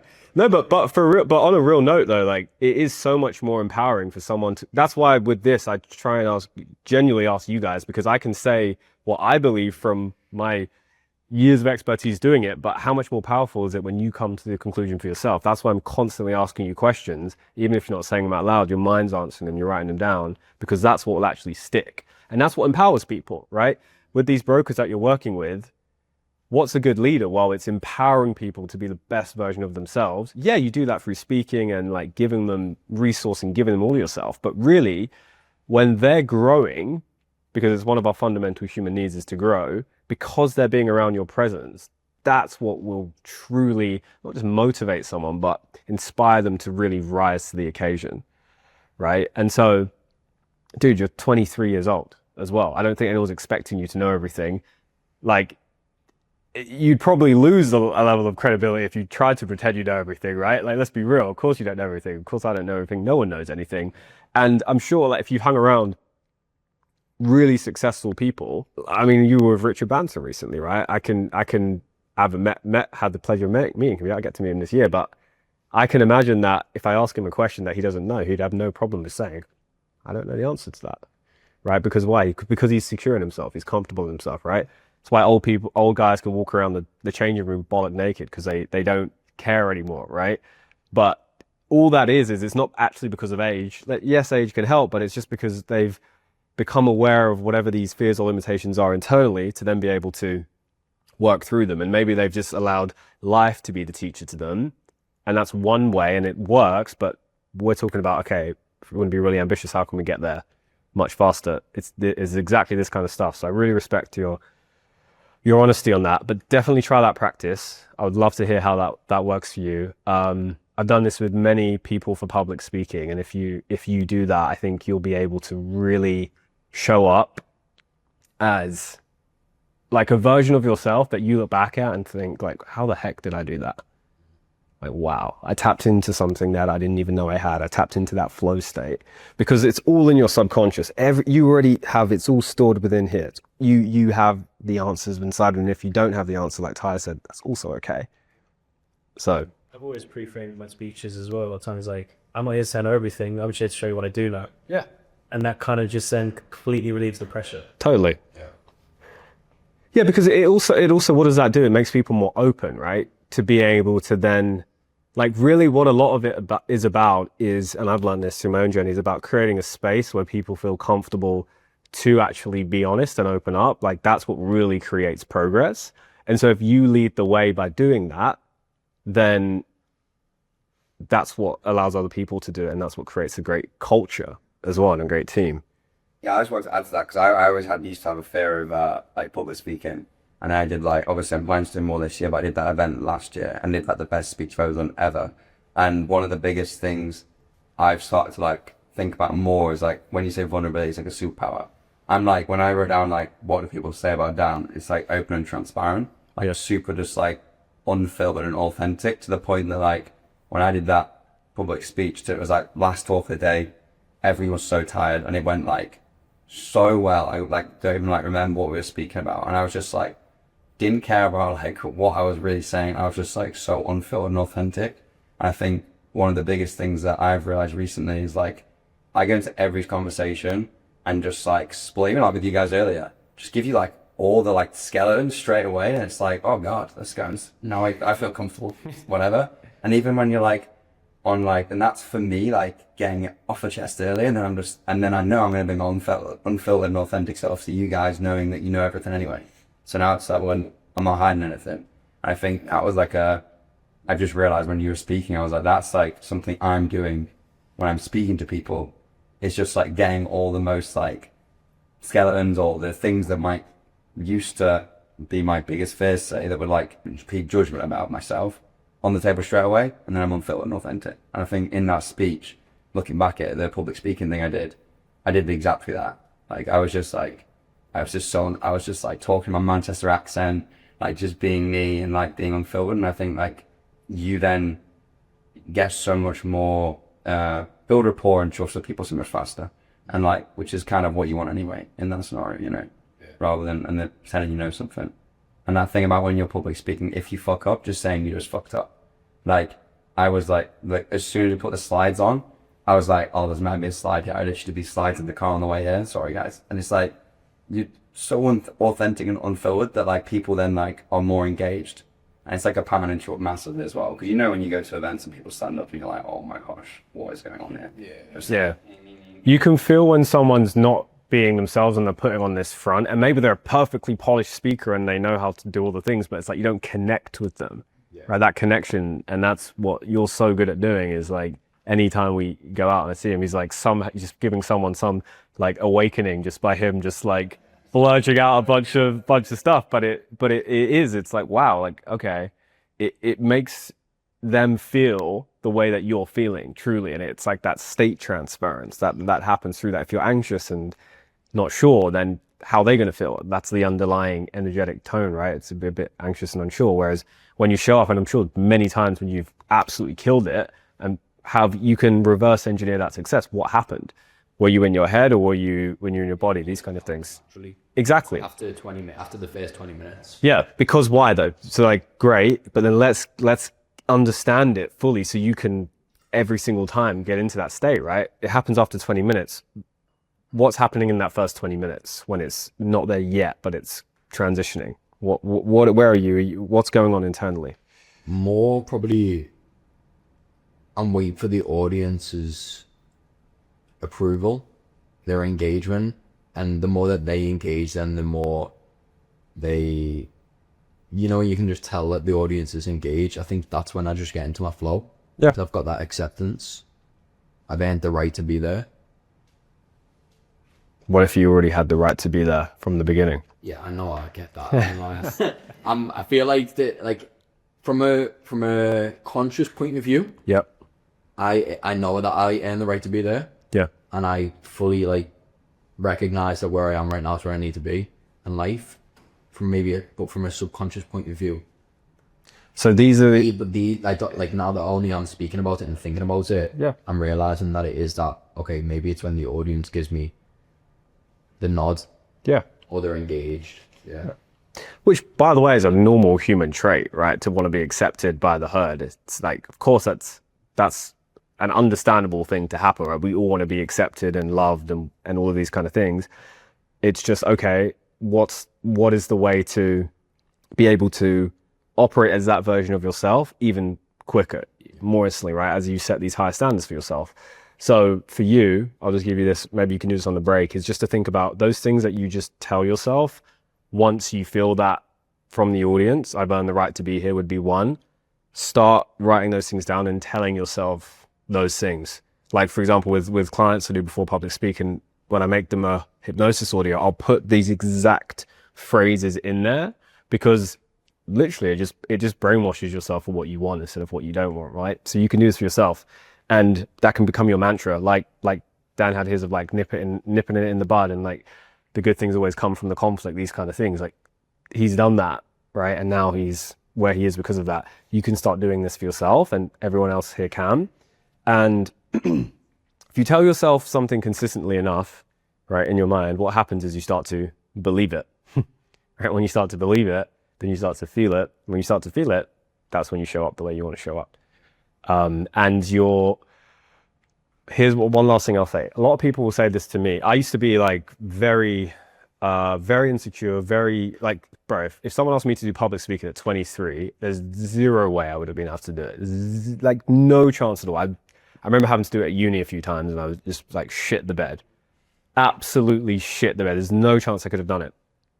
And the reason why now, if you said to me, there's 10,000 person stage after this to do, I could do it. Would I have some nerves? I'm sure I had something, but I could do it.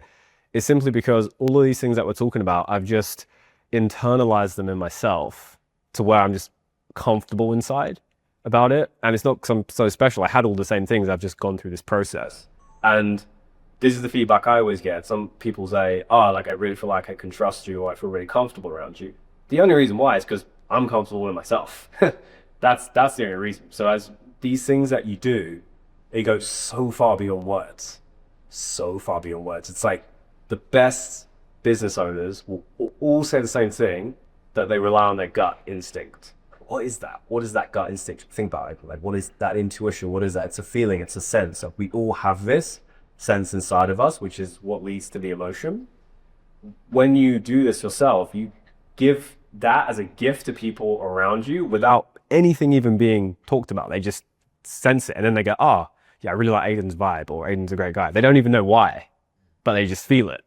But you know why, because you've consciously gone through these processes to become that. Okay, we'll do one more, and then we'll break. Tyler point, I think, was really, really good, because he's almost identical to what happened with me in my prep. So when I first started, when I transitioned from like what I'd call like a high street advisor in like first year or two of my career, and was thrown in the deep end and started doing high net worth. And it's not the clients I deal with today. Back then I was like, whoa. And these people just drop 50 grand in without like even thinking about it. And I would go into meetings, and I remember I would like physically be shaking, so nervous, as though they're going to ask me stuff I don't know. And I'm like 23, 24, but it's similar age at the time. And my mentor then said to me, it's like, it doesn't matter, like, because no matter like what age you are, and this is so true right now, with more life experience, I know this, the more you learn, the more you realize you don't know. it's just endless, and you become so comfortable with not knowing stuff. But he was like, just turn around and say, be honest. They'll really respect you and say you don't know.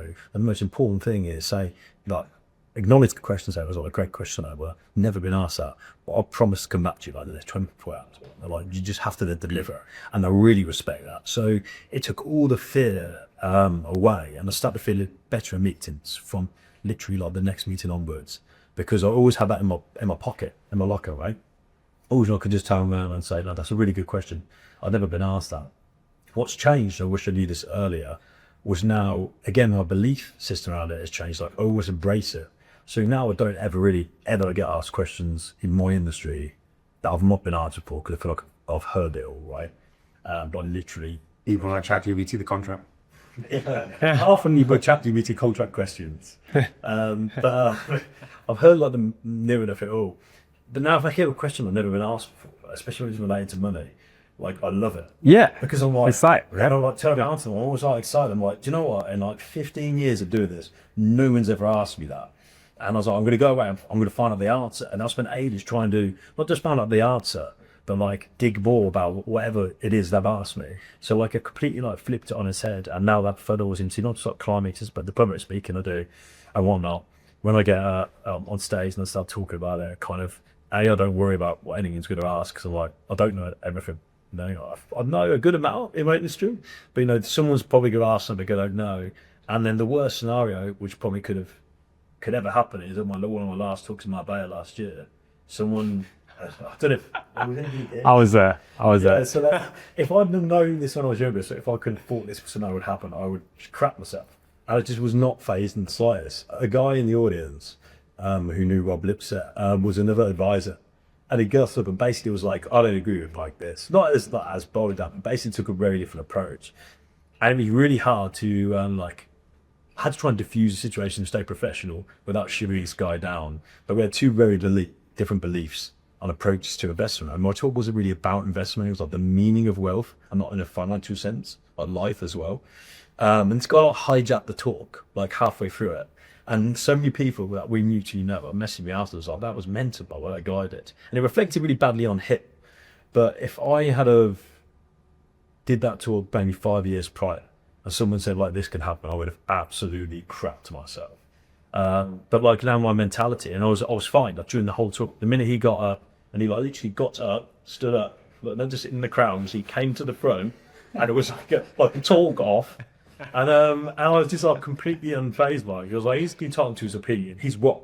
He said, I was like, I didn't see why he's saying that, but it was just like completely shifted, like massively shifted. So I think when you kind of can default to knowing that you've got that in your locker, you can just say, well, I don't know, but I find that no one's ever asked me that. You know, people really respect it's the thing Dan said earlier, the authenticity. Like you can feel it from someone, and I think everyone in this room will probably agree. The best talks I've ever seen haven't been the most polished, or when I'm like, oh, there's loads of really great information. It's the guy or woman that gets up and they're like a bit quirky, and they're just like your talk probably was, Dan, you know, where they're like super authentic and just blast a little stuff off there at the start, and you're like, well, I'll be like, this is kicking off. I was going to say about a really quick one just on the engagement thing. I was like, because I did public speaking like forced when I was younger, and the engagement thing at the start of that talk, for no apparent reason, I was like, everyone stand up. Everyone's like, fuck. Everyone stood up, and I don't know where I read this, but I read it somewhere, maybe that or like podcast. Everyone stood up, and I was like, who stayed in Airbnb before? Sit down. And it was like, oh, like, who had a bad experience? Sit down. Some people sat down. And it was like, sit down if you're less than 50, and like, or like over 50, whatever it was, sit down.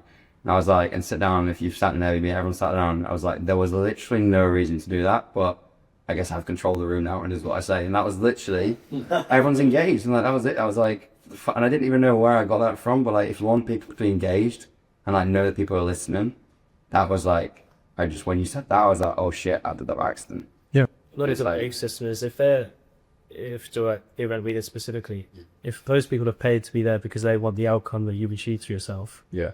and if they ask a question you don't know the answer to, you got to recognize that actually they also don't need to know the answer if they want your outcomes. If you don't know the answer, they don't also need to know the answer to get with you. You've got to, as long as you're not consistency, you're not trying to teach something that you haven't done, which you're not doing. I don't know if it just all stems from I need to stop waffling on about this because I know you want to break for lunch now. But How you good? everyone's starving, aren't they? But I think it might actually, like, the more I've been thinking about this the last, like, 20 minutes we've been discussing it, but it must stem from me dad being another all. And you just he never ever accepted the fact that he doesn't know the answer.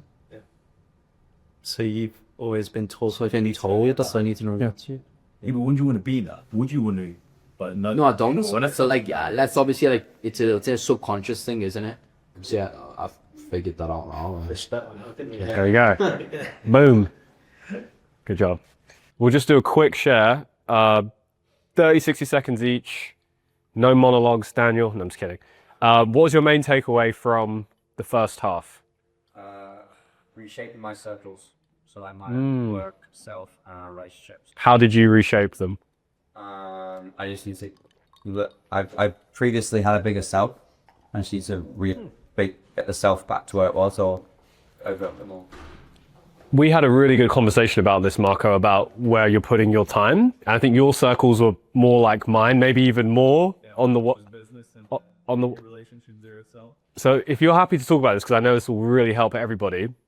He was basically talking about how, he's working on his business. He's obviously you've got your girlfriend, soon to be fiance maybe, right? And then yourself, right? And then you said that you were putting so much of the time into the business, working till 10 p.m. every night, and you wanted to change that. You've started taking steps, like you hired a managing director to start getting time back.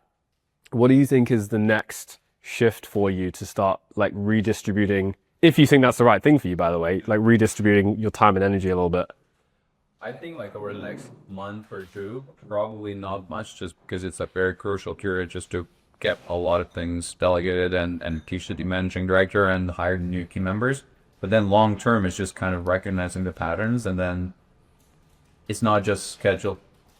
Kind of like what you said, it's like increasing the pleasure and running away from pain, I guess. So the same thing I have to do for the personal development things, because I know that the big growth that happened in the business was when I was working a lot on myself, when I had a more balanced life, because that's when I had more space to actually think.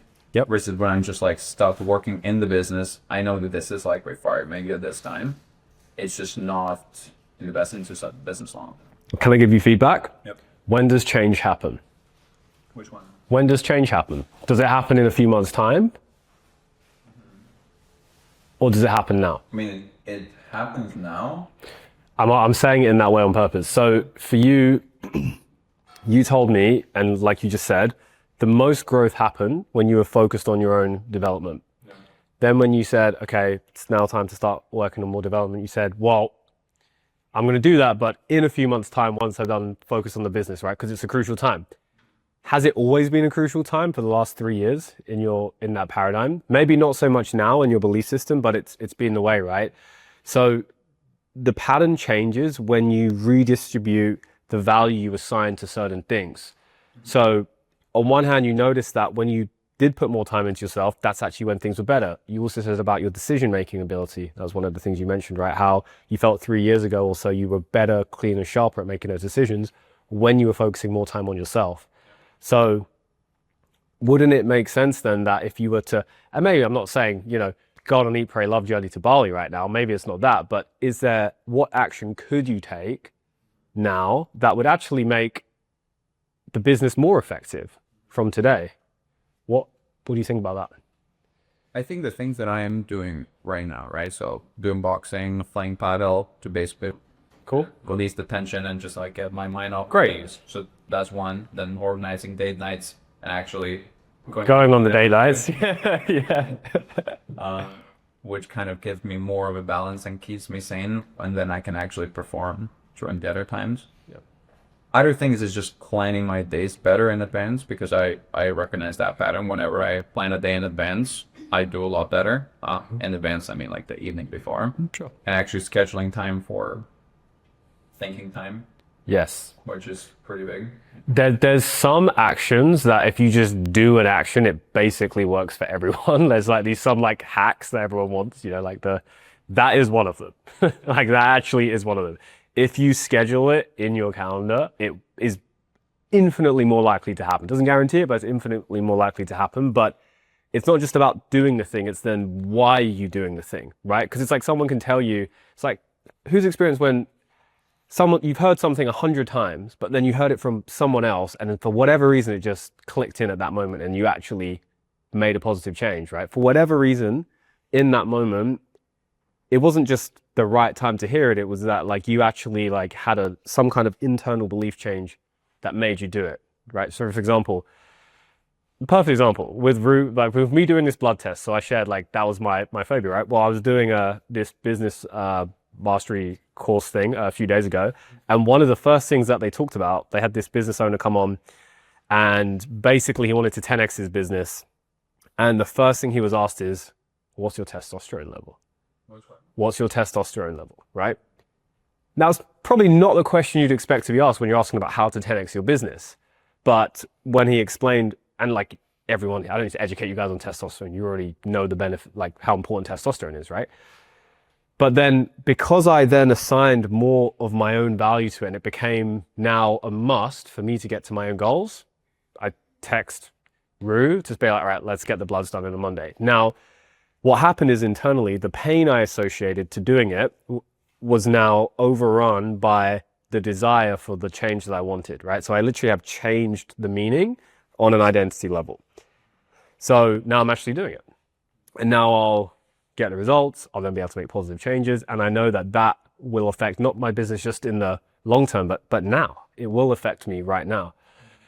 So it's looking at the pattern, right? That's how I was able to change that pattern inside of myself. Because I can promise you this, in your mind, you'll go, in a few months' time, I'll do it. And maybe you will to a degree, maybe you will, but in the same way, if you happen to be sharing about with the employees and you happen to be sharing about that.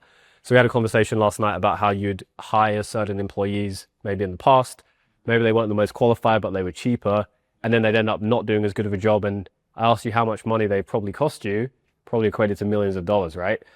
The reason I asked you that question is so that you can actually see what is the pain or the downside of not making that decision now, because then it brings something from the future to the present moment, which helps you to make different decisions, right? So it's always this is the game, right? This is the game of how you can optimize things. And Kim, if you can share about your stuff in a minute as well, before they get like too bad or too high on a pain threshold where you have to act. That's the only difference, right? It's like these things are going to happen, but how quickly can you adjust along the way and course correct? So I'll let that one simmer. Do you want to go next, Vadim? Just one takeaway from the first half of the session. Yeah, what things to do and then find the pattern. So the first thing here came out is to stop listening to podcasts when I'm walking around and start listening to myself. Wow. Simple, what gonna be very useful. I love it. And why? What's the reason why you've decided to make that change? Here, why I decided to make the change? Yeah. Because it's important to listen to myself, and I've got to know time during the day where I can actually do it besides working in the best combination probably, and why I'm like putting some noise in my head. That's stupid. Yeah, I love that. And oftentimes the things that we're putting in or turning on or listening to are oftentimes just a distraction, right, from something that we're actually avoiding. There was this study done on men, and they basically said, would you rather sit in a room in silence by yourself for 10 minutes, or would you rather be electrocuted? And most men said they'd rather be electrocuted than sit by themselves for 10 minutes. Yeah. Now, why is that the case? It's the case because when you actually start being silent, then the thoughts come up, the emotions come up, and you feel that uneasiness, that discomfort, or whatever it might be. And I've had the privilege of working with some people who are at like their 50s, 60s, who've made literally billions of dollars, who've told me to my face, I would give up all of this just to be able to have like presence, just to be able to feel peaceful inside. Like, not like, from a motivational like Instagrammer, like literally them telling me in like their most painful, honest, vulnerable moment. And so if you can, the sooner you acknowledge the things that are actually inside of you, the easier they are to navigate through. And the benefit you get is you don't have to wait until you're 60 to have these freaking realizations, then look back and be like, oh, I wish I did it that way. Do you know what most people's regret is when they ask people when they're on their deathbed? So they didn't spend time with the people that they cared about most, right? And it was always the things that they regretted that they didn't do, not that they did do. It's always been the same whenever they do those studies. So nice share, man. Kim. Yeah, mine was pattern recognition. Like, I was going through that, and then I realized I had like, I think one of those toxic pattern recognitions things there are in my life. I thought I was the only one, but like, I realized that like I make the biggest shift in my life in terms of decision making, when it comes to like life or death. When it comes to that point where like there's no point in no return. Like if I kind of like go when reflect on it, if I kind of like still was doing what I was doing, there'll literally be a point of no return. Do you want to share the story that you just shared for context with people? So basically like, this has happened like throughout all my life, like my education, why I became an entrepreneur, all that kind of stuff. And then most recently, like balancing the life of being a DJ and like running a business, like I didn't really make a decision between both. So I'm like, oh, living the best lifestyle there is, you know, this is amazing. I get to do what I love and the business runs by itself. I'm making loads of money, everything's perfect. And I knew that one day I had to make a decision of taking one or the other. And I just kept like pushing the decision out until recently in December, I got shingles. And I didn't know what the fuck shingles was until I woke up and my body was full of these like chicken pox stuff. And I went to the doctor and she was just like, it's kind of weird because shingles only happens to guys like 50 to 60 years old. So they went through like a quick blood test and they was like, your immune system is absolutely fucked. She was like, you got the immune system like a 60-year-old. And she was like, how? You look super young and fit. And then I explained my lifestyle. And then she was just like, you take like 60, 70 flights a year, you play your shows, you manage the business and everything like that. But because like you don't really see it, that your body's become so weakened that we have to sit down and tell you have to make a decision this year of either doing one or the other. And that hit me because that again goes to the point where like, okay, another life and death situation, I've got to make a decision now of either choosing one or the other. And this goes back now in terms of self-reflection, going back, there's a pattern in terms of like, wherever I'll choose, I know something great is going to happen out of it, but I have to, you know, be in this spot again, going like this happened throughout my relationships, happened through like everything I did in general. So now I'm realizing that I'm just like, maybe that is the root of the problem, where in terms of like, again, it's funny because I told to all my entire team, like, be proactive, stop being reactive to clients, you know, whereas I myself am not proactive. And I don't know why, but I just have to wait for that moment. So that pattern recognition, I realize is that like, you know, now it's all fun and games, but when it gets to health, it's a bit different. It's like, you know, you got to be really careful that, I did that when it was in the business sense in my industry. Like, for example, we're working with crypto and AI companies, crypto kind of collapsed from a day to another. I literally thought that was never going to happen. I basically reacted to that point, like, funnily enough, like, when it was like literally nearly going to zero, and we recovered from it even better than before.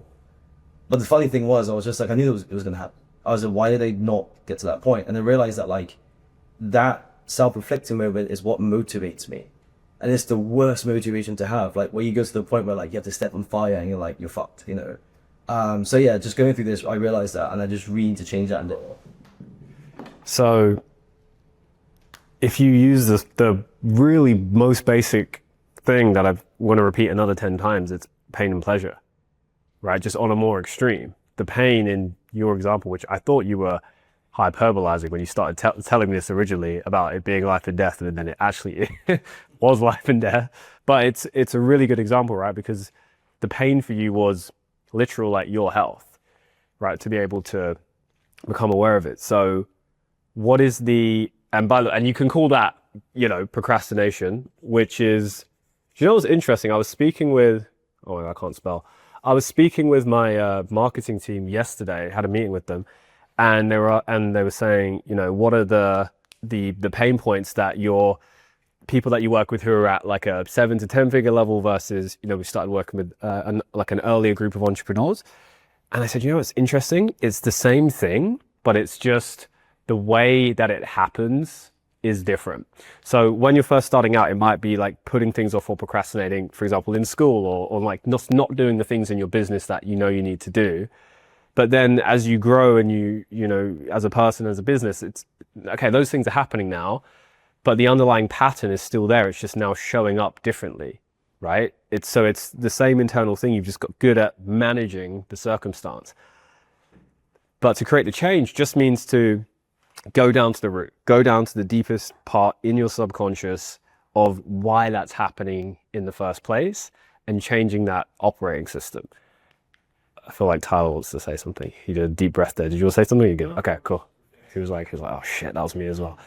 It's so when we get into the hypnosis side of things, we're kind of going to take these things that are a little bit more mental constructs, and like we're having these mental breakthroughs, which is fantastic, and you will get benefit from that. But really where the big shifts happen is when you go internal, when you start going into the actual emotion, into the things that have been kind of like beneath, you know, the hair under the rug. Like that's the ugly stuff that we don't want to look at. That's the real stuff that creates the long lasting change and also the immediate change. So we're going to come back to that. Hold the tab there. Nice one. How about you, my man? I think the kind of what circles you drew. The mini east side trying to hit the first one, and you put a W, and I was like, yeah, it's literally gonna be more life right now. And then I need to. It's funny because I thought this like I don't know, it was a week ago or 2 weeks ago roughly, but I need to spend more time on me. And I've noticed because like the start of the year and how this period I might do like 90% of my years go in the I remember you telling me that actually from the past. You literally do that last year. You cannot compress time. There's a concept like it's been a 10x, right? Yeah. But I was noticing I've been like coming home a lot later, which means I see my little boy for less time before he gets fed, right? And that makes me feel really like shit. I feel shit. I don't want to play with him and spend the time with him.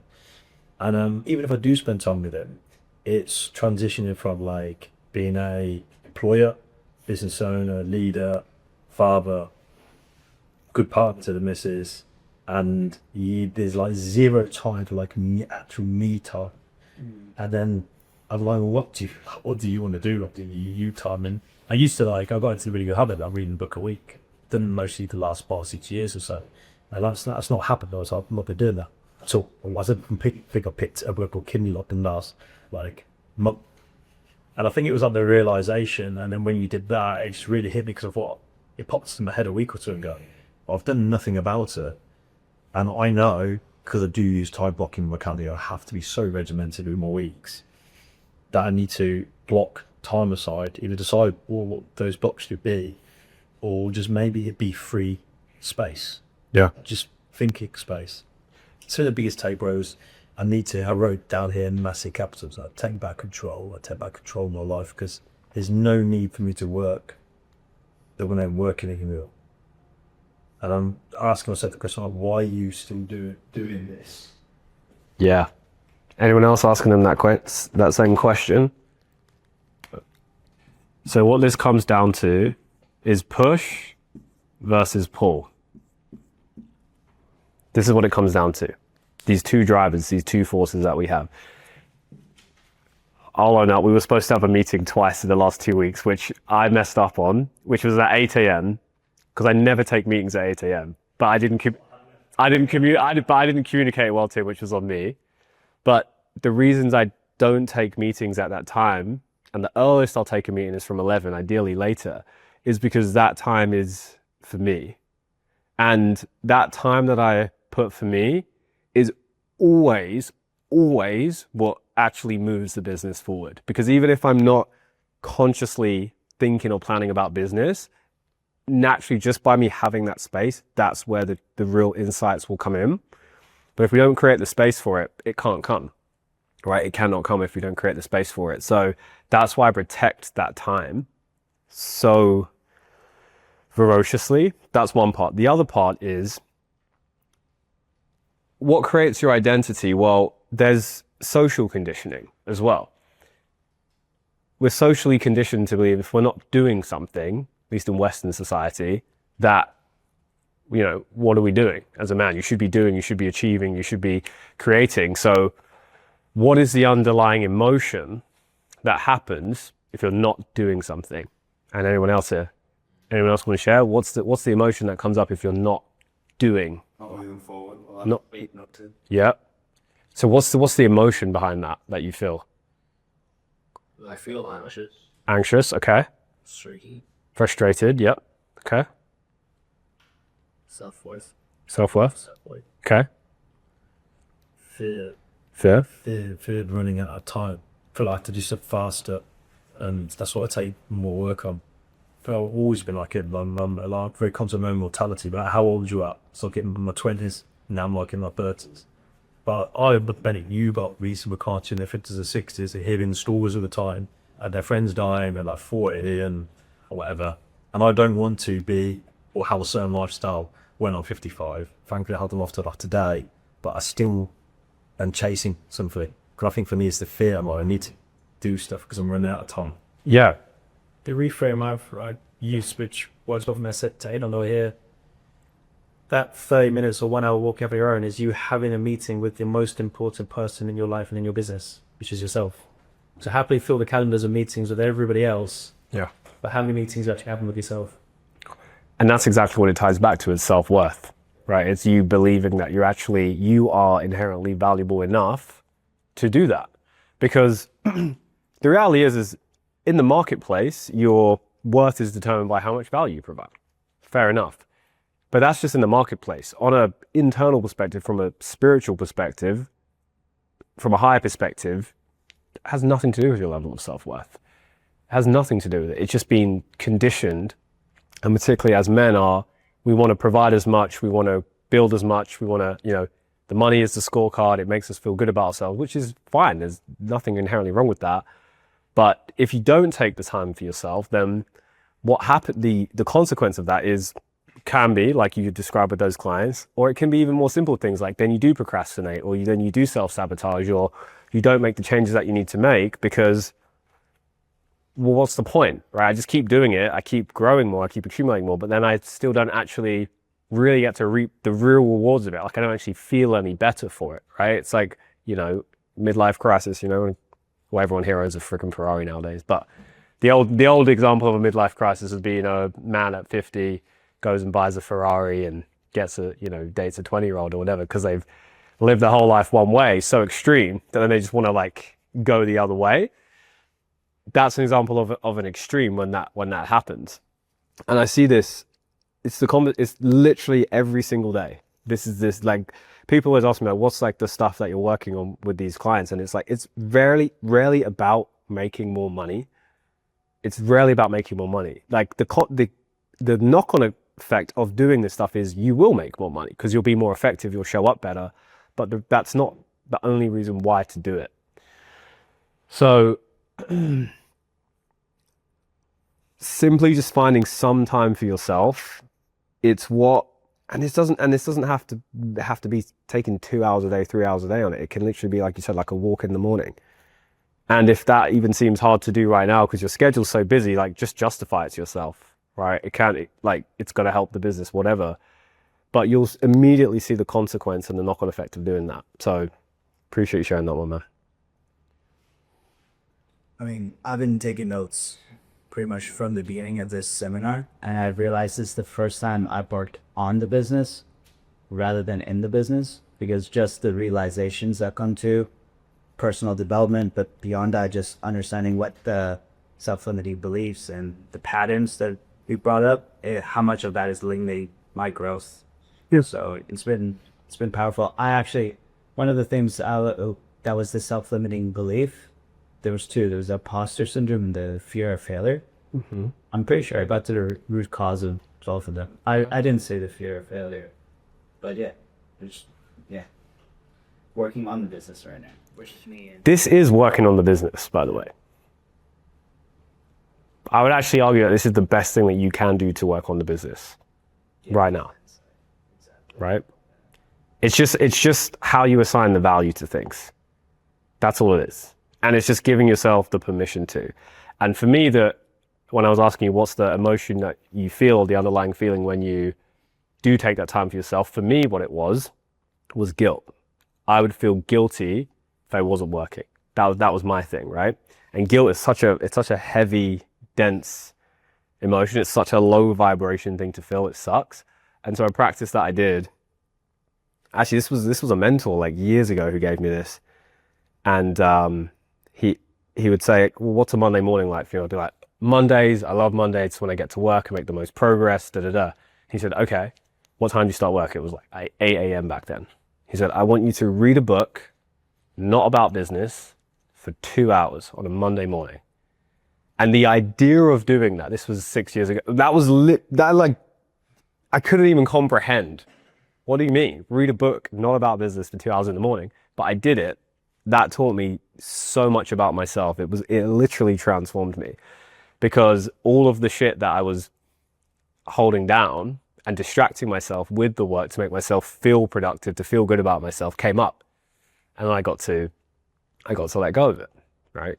And we can get addicted to these states of pushing from fear, because I think everyone here is like self-made, right? So you didn't come from like a really successful upbringing where you had all of these things. You have to push, you have to create, right? So it's pushing. But then at a certain point, this push motivation, it runs out, right? It is finite, it is limited. But this pull, which we're going to get into now, this is infinite.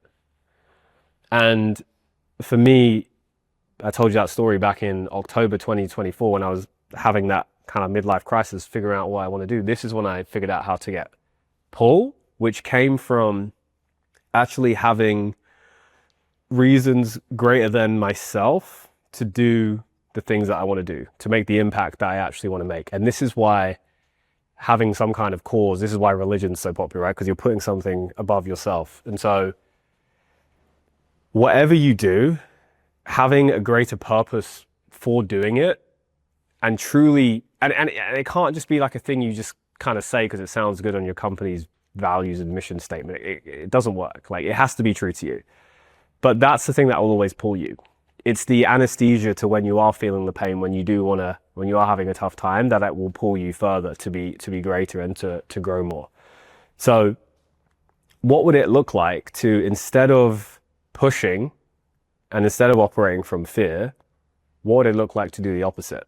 How would you show up differently?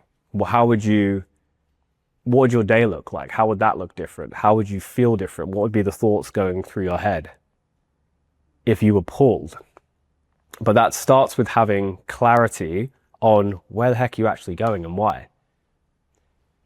I gave you guys a form to fill in before this, right? And one of the questions was about your goals. You know what's interesting about that? In more than 50% of the one-on-one sessions I do, the goals that people initially put in are completely different than what we actually get into once we get into the session, because you kind of just put the goal down because it just sounds like the next good thing to do. Okay, well, I did this before, so now I'm going to do more. It's like, okay, but why? Why do you actually want to do more? And sometimes it can be scary to ask that question. And the scary reason why is like, well, maybe I'm actually need to adjust some things. Maybe I do want different things.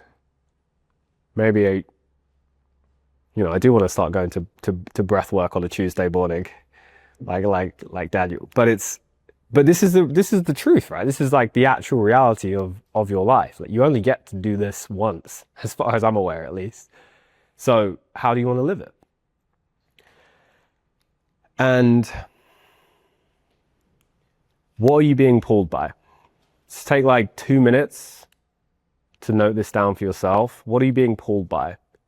What's a vision for yourself? What's a reason? What's a cause? What's a purpose that is so much greater than just beyond the things that you want to attain? But why do you want those things? Take a couple minutes.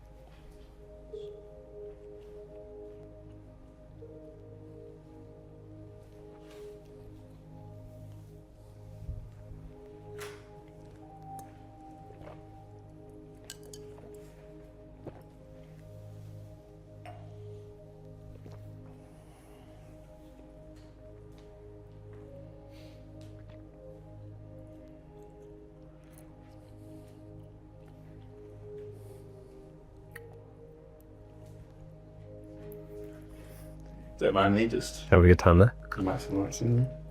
You got something? Yeah, I went change people's lives. Then went to unlock gifts in everyone. Why to wake people up. And then why again for me. Because it's my purpose to do so. Because it fulfills me. Genuinely. Imagine. Love it. Love it.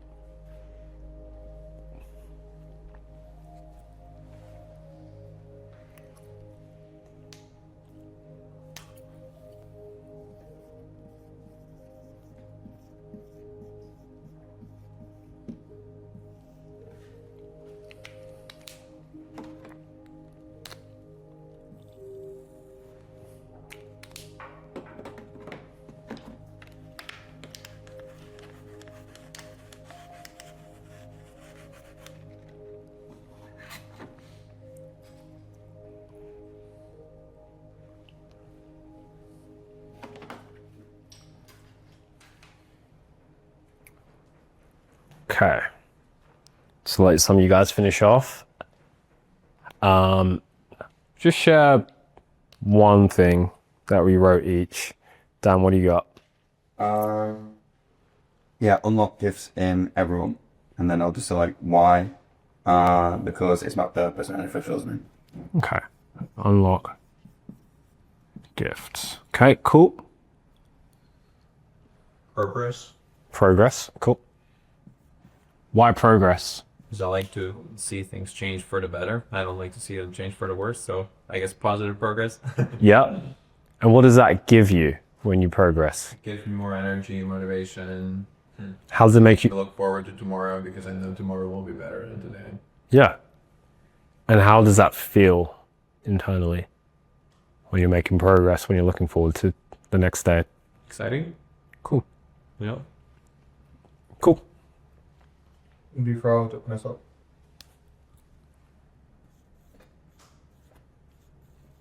How do you know if you're proud of yourself? Just myself when I look at mirror. Okay. I put adventure / fun. I realize like I built a business and I'm not enjoying it, and I need to enjoy it this year like a kid again. Yeah. I realized there's things about the business that kind of grew too fast and it grew out my own stuff, and it's become just like this. It's great, it's a company, it makes money, but like it's not fun. Yeah. I realize it's like part of it has to be fun. You have to enjoy it, and it's gone to the point where like you're the business owner, so like you're the one that's driving the vision in the business, and if you want it to be like that, it will be like that. But you could change it yourself. So like this year I decided to add in things I wanted to do. For example, it's a stupid thing, but like I love food blogging. I can't do that. Like as a DJ, it's hard. But I realized that like most of our business, especially really big companies, come through the fact like I knew the CEOs. And I met them through like a podcast that we ran, or I met them through a side event, a conference. We had a conversation with at the end of a coffee shop. And I realized that like, why can't we just combine the food blogging with the CEOs? It brings a touch of humanization to the process. We can go on social media, their content team will love it. We run PR, let's go to PR. And I was genuinely excited, the kid on the Zoom call, and the whole team was just like, we've never seen Kim like this before. Like, and I had this, I just wanted to implement this straight away for the next conference we're doing in Hong Kong. Dim sum with like a Fortune 100 tier or something like that, and generally that makes me feel excited, and something feels excited again. So yeah, for me it's like, yeah, adventure and fun, bring that back to purpose. And this is one of your now values, which is already a value for you, but that adventure fun, but now it's something you can consciously put in more of and put more of that into the business. And you already beat me to the punch. If you can find out how to combine this with what you're currently doing into your work, into your life, into your business, that's when you never work. That's when you never feel like you're working, because you literally just love what you do. And my belief system is that anyone can do that within whatever they're doing, but it just takes sometimes it just takes a little bit of figuring it out. And if you had more adventure and fun into your business this year, what will change? How will that look differently this year? I think you do things that if maybe a few years ago you loved doing, and then as you grow, you realize that obviously, like, you know, things have changed in your life, and you keep holding on to that because like it just kind of defines the person you are, but knew you as. And I think with the music stuff, like I think I explained to you earlier, like, you know, I was playing a massive show in Thailand, like for 2,000 people, and at one point I kind of looked at the crowd and everyone was having fun, and I wasn't having fun.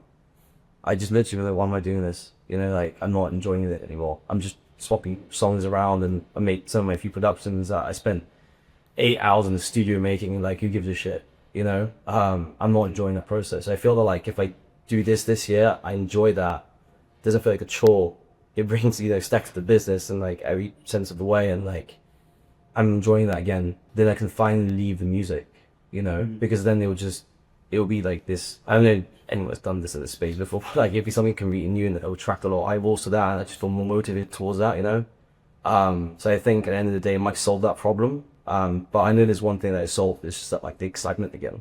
Yeah. And I didn't have that for several years because like when you're in trenches and you're building, you know, it's always very strategic. It's always you're looking at the others, or like you're trying to build things out. But you know, but you realize at the end of the day, you know, like the business revolves around you, and if you're not happy, if you're not excited, then you know things aren't going to move. So I think if I do implement that, it might help solve my identity crisis.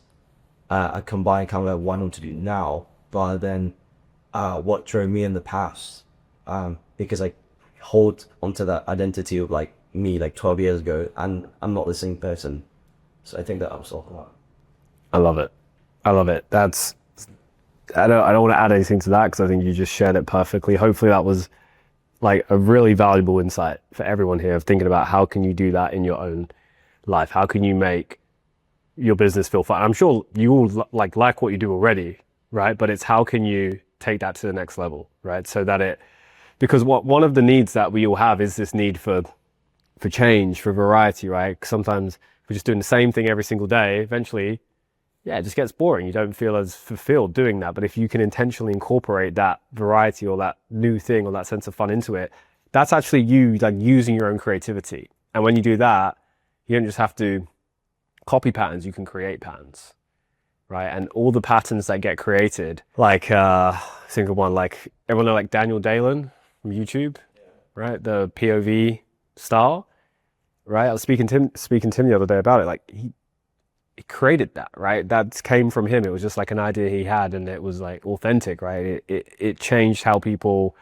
perceive their work. It like kind of brought this like joy and fun and travel into business in a way, and then like so many people jumped on that. And when you're the person to do that, you really influence people in ways that you don't even necessarily realize, not just on a business level, but on like an actual, like it can be on like a really big scale. So the adventure fun, I think that's a really cool one.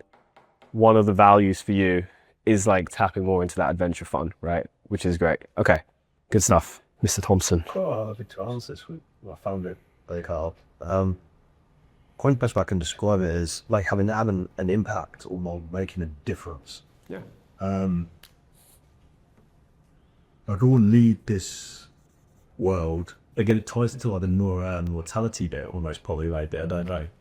But like I leave my time here and I've made a difference. And it doesn't need to be like Steve Jobs necessarily shoots, although it would be great to have that big of impact. But like touch as many lives, or change as many lives as I can, or really in a much better place than when I arrived. Sorry, back in my TA, so yeah, I think that's the best way I can articulate it. Okay. And you already make impact to people, right? You already touch lives, like you said. You've mentored loads of people, you've impacted loads of people. So how does this look different going forward? What's the change? Is enough, so I keep doing more. And I do feel like I'm having an impact within every year, obviously I could see a bigger impact, and then it's, I don't know where the end goal is. So When will it be enough? I have no idea. I figure it's like everything I'm doing, I have more opportunity to reach more people. I've got more people who work under me that could also add impact. but I don't know. I think that's something I need to really try to figure out.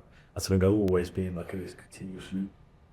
So one way that can help with that is there's always a benefit and a drawback to everything in life, right? Nothing's all upside, and it's like you're investing. It's like you want to create as much upside with as little risk as possible. But there's always a benefit and a drawback to everything. So an exercise that can really help with this is looking at, okay, well, first of all, what are the benefits to you wanting to create more impact? First ones that come to mind. What are the benefits of you creating more impact, touching more lives? Just like it's just seeing the difference. It doesn't matter whether it's the consultancy or on the wealth management side or on the other businesses. It's like seeing, like you can visually see like the energy from them when they're seeing results or like they're achieving their goals. Yep. Big part of a bunch of pieces. It's not like the money really. So helping people reach their goals so they can do or reach some milestones so they can do something to put a car do it or retire early or have financial freedom. So they did a consultancy that's very similar. And it's like someone not believing they could do something or trying to do something and then getting them to 10x it or getting them to achieve something they thought was possible. But I don't know how you measure that. Okay. Yeah, What does that give you when you help them? it's the most meaningful work I do. Like I love it.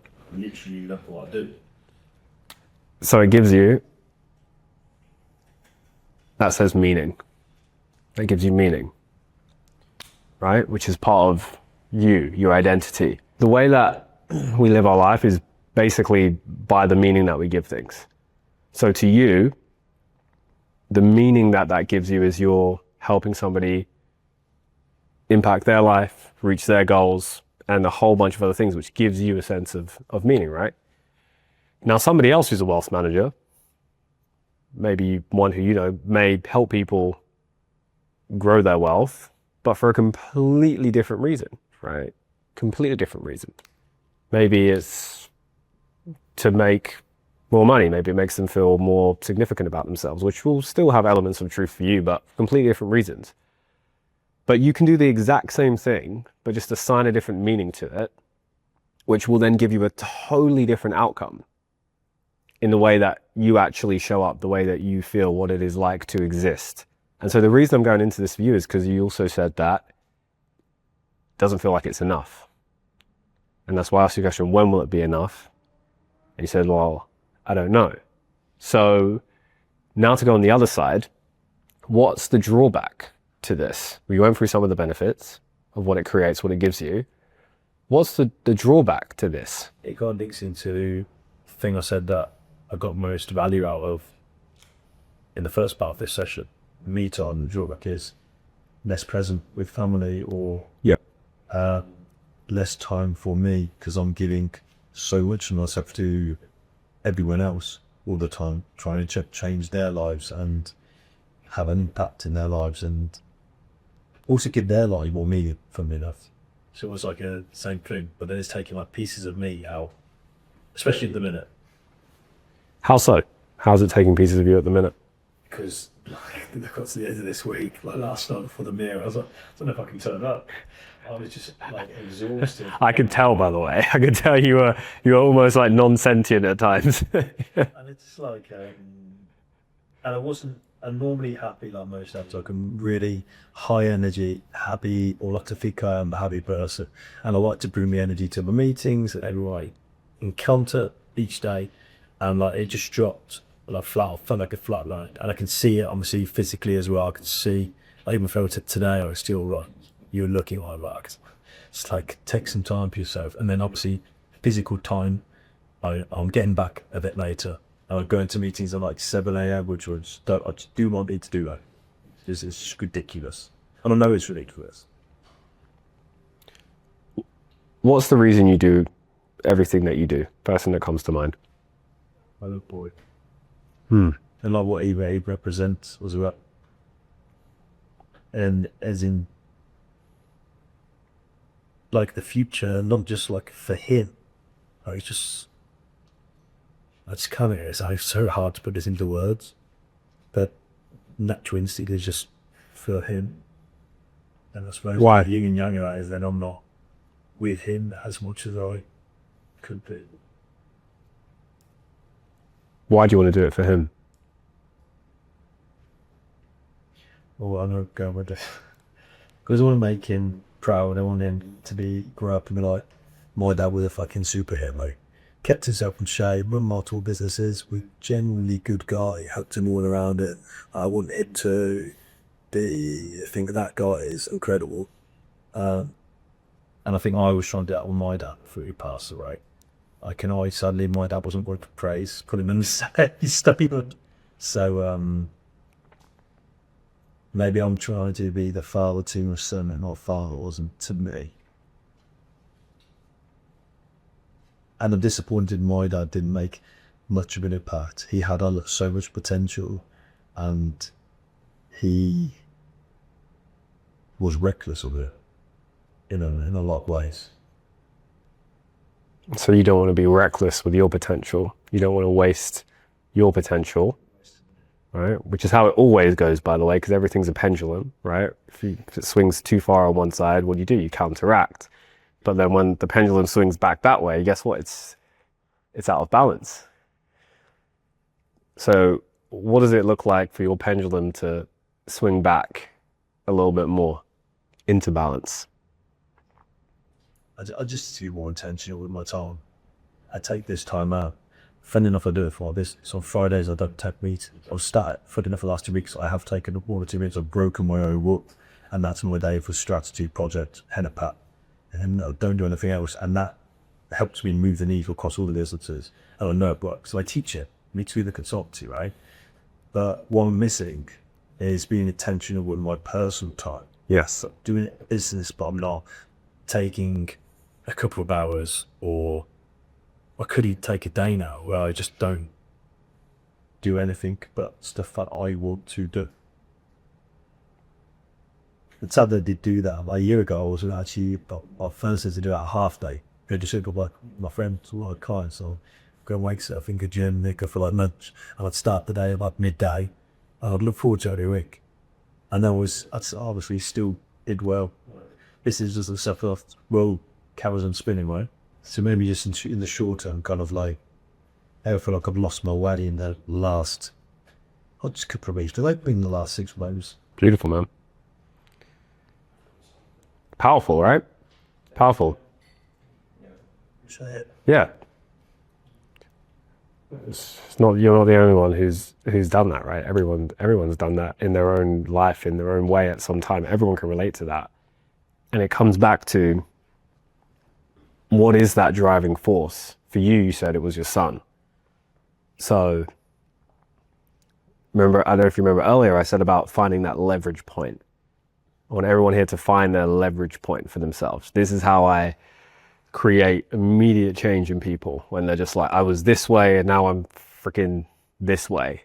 It's because I'm helping them find that leverage point for themselves. And for you, one of those biggest leverage points is your son. So the more you can keep him in the forefront of your mind and awareness as that big why for you, the more that will become your North Star. And there'll be other things as well, but in the context of this conversation, what that will help you to do is, by having that in the front of your awareness, is it will help you to tap more into that pull motivation instead of that push. And that pull is unlimited. It has no end. Push runs out. There's only so many 7 a.m. meters you can take before you just exhaust yourself, right? And you think, well, why the heck am I doing what I'm doing right now? So I want everyone to have this leverage point for themselves by the end of today. Because once you have it, you have it. Like you literally can have it for sometimes the rest of your life, which is one of the most powerful forces that exist. I had a client here in Dubai.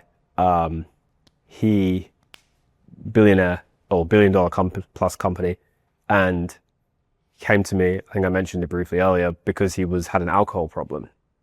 He'd go out, drink, and then he actually got into a car accident and got arrested. You don't want to be getting arrested in Dubai, right? And that was when I got the call from him.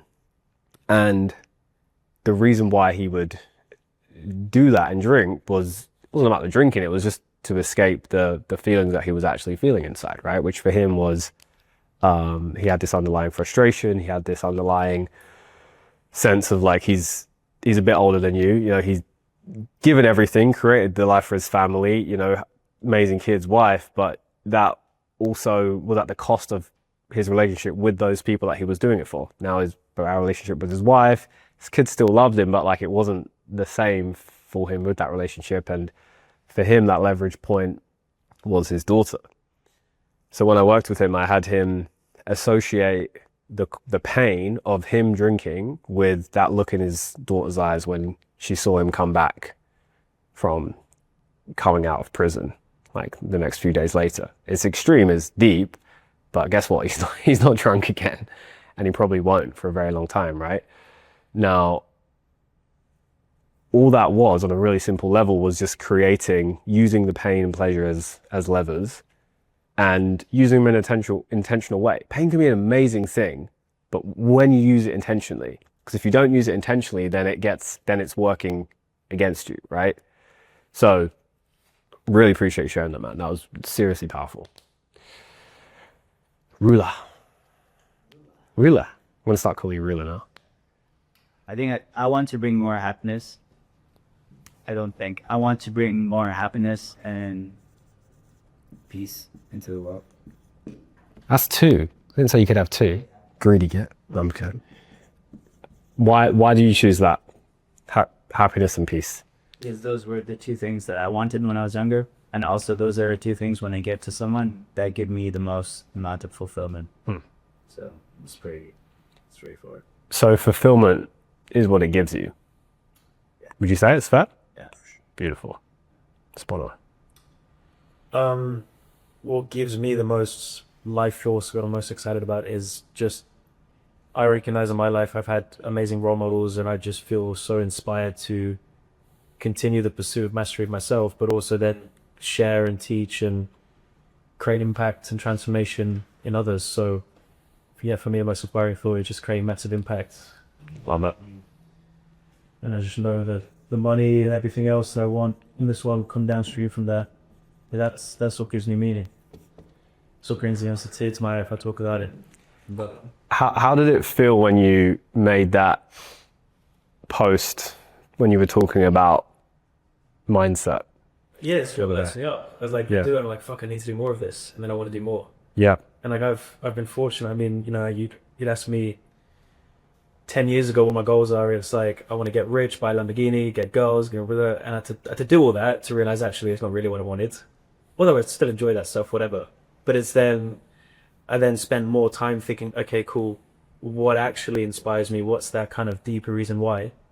And then of course, as I matured, I've recognized what I've had with my upbringing, the role models in my life is almost like won the lottery, but I didn't recognize a lot of people haven't had that. So almost feel it was my obligation. And then as I've hosted masterminds and coaching events, like, you know, recent one I did, someone just messaged me, it was a 2-day mastermind I hosted in London. Someone messaged me the day after saying, I told a story on that mastermind about how I went to a Tony Robbins event and that was my inflection point. And he said to me, he said, Tyler, what I've just experienced many 2 days with you is the equivalent of what you had with Tony. And that brought a tear to my eye, and that was like reinforcing, okay, cool, there's no Stripe notification or field closing that can give me that same kind of feeling. So I was like, okay, I want to just keep doing more of this. What type of motivation is that? Push or pull? That's a pull. Yeah. Yeah. Yeah. And that's what you can do forever. Yeah. Right? When you find something that you can do for a very extended period of time that gives you that sense of fulfillment, that is also in alignment with your business goals, you've hit that's the jackpot. To me, that's what success is. That's what real success is when you can have both sides, the success and the fulfillment piece together, you've won. Yeah. I love it. Amazing. Last but not least. Me, I don't know why it's quite like it's about me, which like I know a lot of people say stuff about like helping other people, but mine's very much about myself, and it's to never let money determine my actions, and to never let money determine my actions, never let money determine how much time I spent with my kids, never let money determine my stress or my anger in the house. Like basically just reflecting my dad's emotions and the way he was with not wanting that, because all of that stemmed from money, and money was put on a pedestal, even for my granddad. My granddad passed that trait down. I think money was put on a pedestal because my granddad's dad was a gambler, and he blew all the money away. My granddad built the business, and then my dad grew it. So then, yeah, all emotion was around money, and I just don't want that. And I want to be able to live life at the fullest without letting money be a limitation. So you talked about what you want to move away, because we're always moving away from something and towards something, right? So that's the first part of what you said is what you want to move away from, right? You don't want to let money determine your actions for those reasons. Yeah. What is it you then want to move towards? But it's like, I don't know, just to be present with people, to be present with like my kids, see stuff, yeah.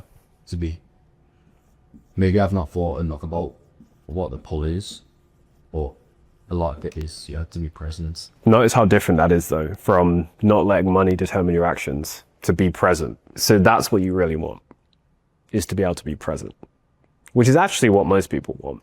And really it's to be able to just like feel good in the moment and just like feel a sense of whatever you want to label that, peace, presence, happiness, joy, whatever the emotion is. The reason we do everything is for meaning and emotions. It's why we do everything. And when you can understand yourself and why you do the things that you do, you then empower others to be able to unlock that inside of themselves.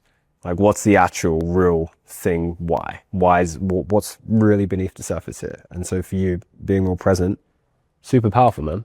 Yeah. I do want to show my dad what's possible in life. Yeah.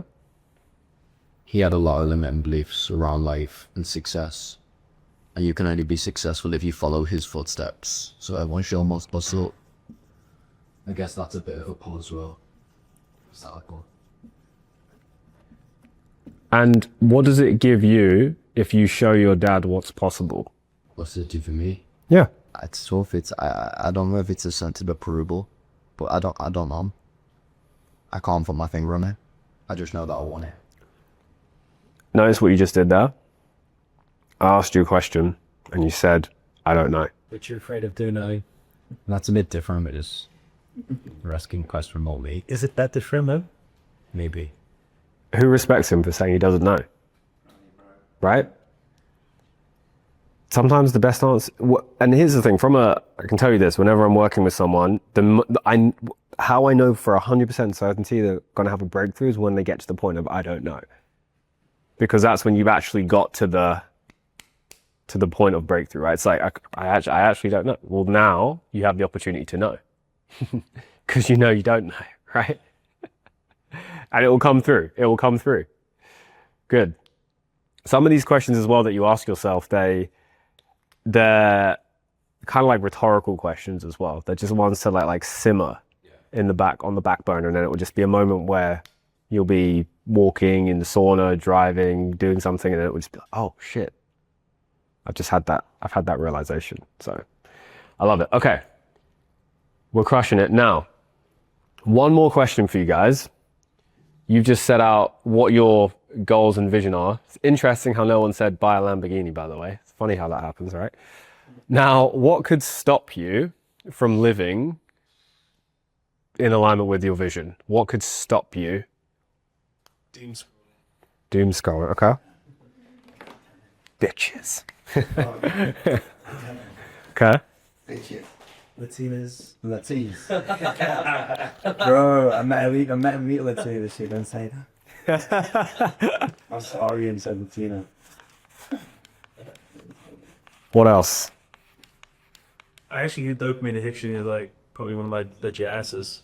Mm-hmm. See that as a big trap. Yeah. That definitely pulls you away from when I speak about my vision there and what I want to achieve. I know that Demartini talks about it like that's the executive center of the brain. Mm-hmm. And then the hedonistic side of like doom scrolling and Lamborghini, whatever, that's the amygdala, the chimp brain, and like dopamine addiction just pulls you back into that wrong state. So So let's go one level deeper beneath that. So the doom scrolling that is the thing, like the action. So what is the cause of that action? What would cause you to doom scroll? The word distraction comes to mind and distracting myself. Okay. Distraction. Distraction from what? Well, something that I'm aware of. As initially in the reflections after lunch, echo and walk up with guys, and I spend a lot of my time listening to podcasts and personal development. But I even thinking this morning when I went for a walk and listen to podcasts, but we're up before I go to sleep, listen to a podcast. How much of my time I'm actually just like sitting with my thoughts, or just no external inputs, and even just the session before lunch, just actually phone off, thinking about things bubbling up to the surface, and I could quite easily just distract myself and never get those breakthroughs. So the distraction for what I don't know. It's on the most simple level, it's distraction from the uncomfortable emotions and feelings that are inside of you, right? Which you can label as many different things, but that's all it really is. It's distraction from that discomfort, right? So by intentionally bringing this stuff up to the surface, what will happen is, again, by hitting the root, this won't even become attractive anymore, because this will make you feel worse than your current state, which will feel better. Quite simply, right now, sometimes it makes you feel better because it gives you, some dopamine, some whatever, to distract from whatever that thing is. Once we change that, we address it, that's how you actually overcome it. The amount of more than half the people I work with say they have ADD. Does anyone else relate as having some form of ADD or like not being able to focus? Yeah, but yeah. So why does it happen though? But why does the ADD actually happen? It's a distraction from what's actually going on internally. Like at that mastermind we did in Marbella, the one where you had a feud with that guy. I was the I walked in at that moment as well. I was like, what have I walked into? I had no idea. I was the last speaker at this mastermind. There was like 20 speakers before me. They were literally like, oh, we're going to end. And then it was like, oh, wait, Ibrahim's going to come on. So that was my intro to this thing, right? And I was like, oh, Ibrahim, this guy's... They already had Oscar the Raw Egg guy on. So I was like, literally the last guy to come on, right? And I come on. And I'm like, okay, I've got to do something here to like get these guys' attention. And we did a session of what we're about to do, and quite literally, like people came up to me and said that was the most impactful thing that happened that day. But why? Why did that happen? Because they actually fucking felt something. They actually like felt a change. It wasn't just this. They actually had an internal transformation, right? That's what actually they something tore apart, whatever that was. And so that's really all of this stuff that we're doing right now is just to give you the awareness to be able to have that shift. That's the only reason why we're doing this. In most things that you learn, it's just you learn content, which is great, and it makes you feel good and productive about yourself, but does it actually create the impact? Does it actually create the change, right? Sometimes yes, sometimes no. So this, away from distraction, from what? That's what we'll sometimes you need to know, sometimes you don't need to know. Sometimes you can just do it and feel better and just release it. But the easiest thing you can do is just sit with it, right? Literally just sit with it. Let it come up. That's the best personal development practice you can do, is sit. So I love it. Okay, couple more. What else could stop you from realizing that vision? Temptation. Okay. Temptation of what? No, I think the Latinos, but it's kind of like a what's the word now?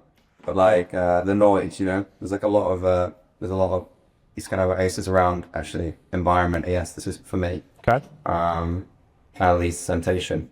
Like I get a lot of opportunities to be in tempting environments, and sometimes my earlier self just get tempted. But I think the environment is what actually causes the what we call moment, this break between what I'm actually trying to pursue, and the temptation could be anything. Could be like new business opportunity. Could be an event. Could be, and the environment in which I am at that point when I can make that decision would get me on track or off track, because there's moments that I know that I don't, you know, when I want to do something, everyone knows that they what should and shouldn't do. Are they just going to listen to the voice in their head, or are they going to like make the opposite thing? And I think that's for me one of the biggest ones, other than distraction. It's like the, temptation of like something. I guess dopamine, is kind of that, but that's why I see it as like temptation. Okay. So temptation of, you said business opportunities, it could be women. Why do you think the temptation's there? Feels good, I guess. When do you not feel temptation? I've previously not felt it. When I'm aligned, is what I'm going to say. Like when I'm aligned, when I'm just very aligned in my flow, you know, and that comes from whenever I feel like doing something, just like doing it, you know. And that all these stuff's coming up now is because of like when again, it's going to come back to this self-love point I put before. In the last 4 weeks, that's what I've like, and no, that's what I'm losing or lost. I'm lost a little bit, you know. It's like grab at that bath. That's what it is, because it's the same thing that we've spoken about previously. You know, that it's ways. I'm gonna say it's different this time. It's just coming in a different way. Yeah. Yeah. Every level there's another devil, right? I would say. So you said self-love, focus on self. When you have that and that focus on self, you feel in alignment, was part of what alignment is. And when you're in alignment, these don't come up. See, so you don't have to do a 6-month celibacy to overcome that, or you don't have to put an app on your phone to say don't go on Instagram. It's like, okay, it's maybe helps a little bit on the symptom, but it's not hitting the cause, right? The root cause is being in alignment with this. That's what it is. Because and this is why I like really had you guys actually think about what this really is. Because when you have this fills you up, this pulls you, and you feel so full inside that these things, you don't have to actively try and remove these things. They just don't even come up anymore because you're in alignment. So I should pay Ryan and take care of everything. Yeah, just pay someone money at the end of the day. Money solves everything. Okay, cool. How about for you, Marco? What could stop you from like realizing this vision? Isn't that interesting? Why did you say work? Like if I don't break out of the patterns that I have, then that will basically prevent me from achieving the things I want. What are the things that you want to achieve? In different areas of my life. I mean, from business perspective, I want to have a couple of portfolio companies with specific revenue targets. That it's more because I think I can rather than because there's any other rational behind it. From personal life, I want peace. I want to be present in the moment, hit my essay in the morning and be grateful for that very little thing. Just spend time with my girlfriend, spend time with my friends. It's kind of like over the last couple of months I've been reflecting on things, and it almost feels like the more successful I become, kind of the less happy I become. Wait, what? Money doesn't. I thought money bought happiness. What are you talking about? Yeah.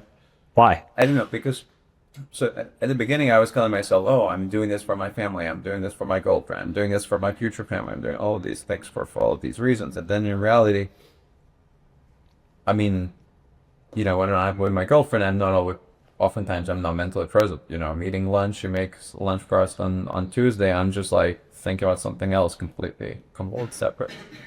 And then the conclusion that I come is that it doesn't seem like I'm doing it for my family, because if I'm doing it for my family, I would be spending more time for them. It seems like I'm just kind of selfishly doing it for me, but then I kind of get stuck in this loop because I have enough, so I don't really know what I'm doing it for, which, you know, comes back to finding the purpose and the meaning behind things and just finding a little bit better balance.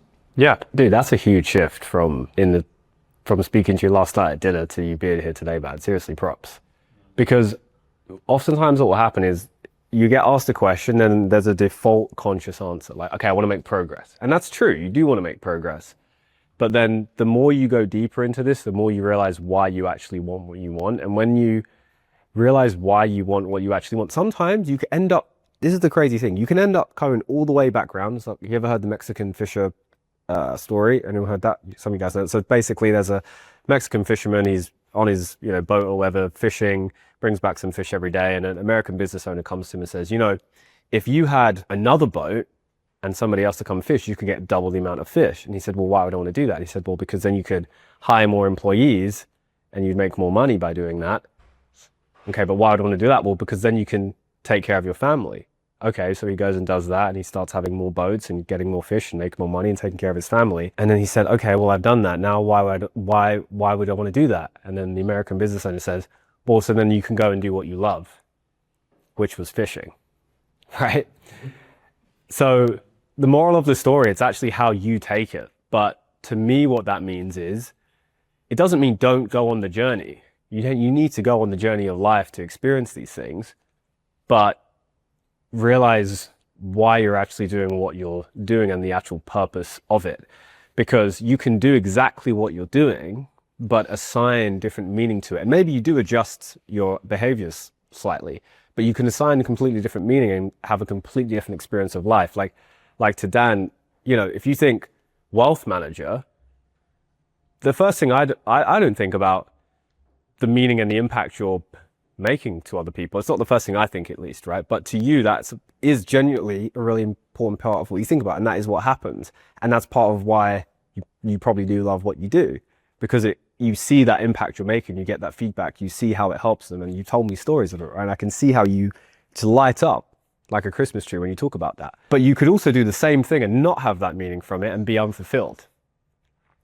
So you see what I'm saying? It's like you can, and for you in your business right now, it's like, I know you're going through this, like you're rapidly scaling, and then these questions come in of like, why am I doing, like these existential crises come through, right? But you have to go on the journey to get the lessons, but you can definitely shortcut points by having these kind of awarenesses now to make it, much more kind of fluid along the way.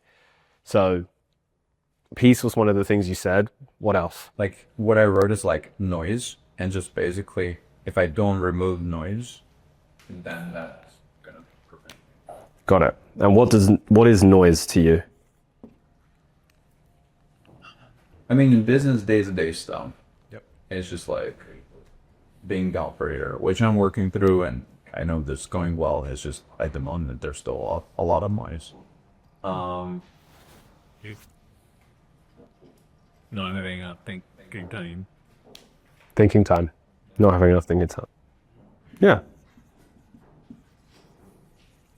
Okay. Anything else?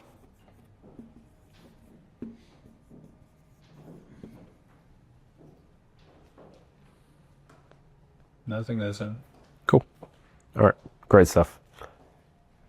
Vadim, what could stop you from realizing your vision?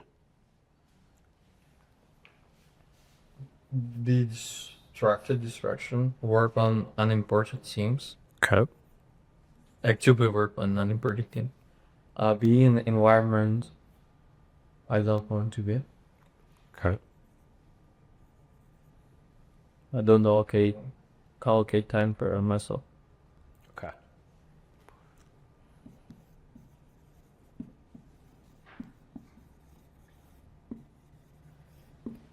Okay. Awesome. The lady in the red dress syndrome. Like, so bad. I did it was really funny because I went to St. Rosie last year in September. Did the first part is a master my course thing. I'm doing the second one actually next week in Vegas. In Vegas, yeah. That's really interesting because they basically categorize your revenue levels, and then I was in the revenue levels from 2 to 5, wherever it was, right? And then you were sat there, then the first thing he said was you guys that all in this group all distracted. And it just to me straight away, what have you tried to build this year? And I was trying to build a SaaS. Didn't work. They went around anyone by one. And I realized everyone was doing some side thing. It was really funny. He was just just because you made your first $3 million, whatever it is, you think you're a big dog. but he's just that you're not. All right, listen, every not in this room right now is not. All right, get back to your shit. Don't be distracted. Get back to what you were doing, and no matter what you do, just enjoy it. If you do have a business idea, come to us. Tell us about it. I will tell you if you should pivot or not, though. But like, it's been my biggest failure. I think I've just always had this thing where like everything kind of flows and kind of like plateau. And you're like, oh sweet, what do we do next? And it's not like you just feel that like you can now jump into invisible that feels kind of like less stringent in yourself, and you're like, oh, you should do a call or this or that, and then you put a lot of like resource into that, and the team doesn't understand why you're doing that. In fact, no one knows why you're doing that, even yourself. And yeah, so it was kind of like a hard reality push for me last year after that. But I realized I was only one exercise. But I think, yeah, just like distractions to the point where like you feel that like you build something so you can replicate it in something else, which is really not the fact, and you just think and what you know. And what ties it to really good is in pursue mastery as well. Like I had when I built my business a few years ago to inspire myself. I had this kind of board of mentors where like, and I just looked at people that I really respected and what I respected within them. And there was bits about them that I was like, wow, fascinated by. Like for example, John Ivey, about his IDE design, was insane, stuff like that. And I had that, and I realized that like I should be pursuing more like the mastery of each person understanding did it into my business rather than pursuing something completely different. And I think a lot of people, as entrepreneurs, like all of us, it just kills us over time. That kind of distraction in terms of building completely. So I think that is my biggest killing point. And I do say every year, but this year, no distractions. Yeah, she gets sexier and sexier, right, as you go along the journey. Just on that point of mastery, I think this is a really good topic. So this is when I set out my values for this year, I put mastery within my top 10. And the reason I put mastery is because it's something that you can, or I can focus on, that not only is the catalyst that affects all other areas of my business, but it also, it's an infinite game, right? So you can never finish that game, and therefore there's always growth that will happen within that category. And if I'm then focusing on that, the byproduct is everything is going to grow.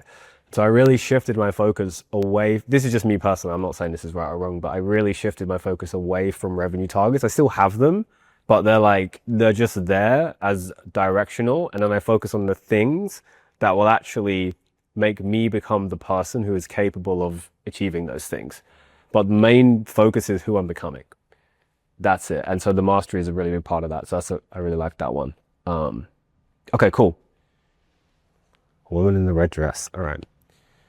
Dan. Similar to I think what a lot of the calls touched on already. So it's not losing focus on what is the most important thing. There's a concept and there's a book, even the one thing, if you've read it. Yeah.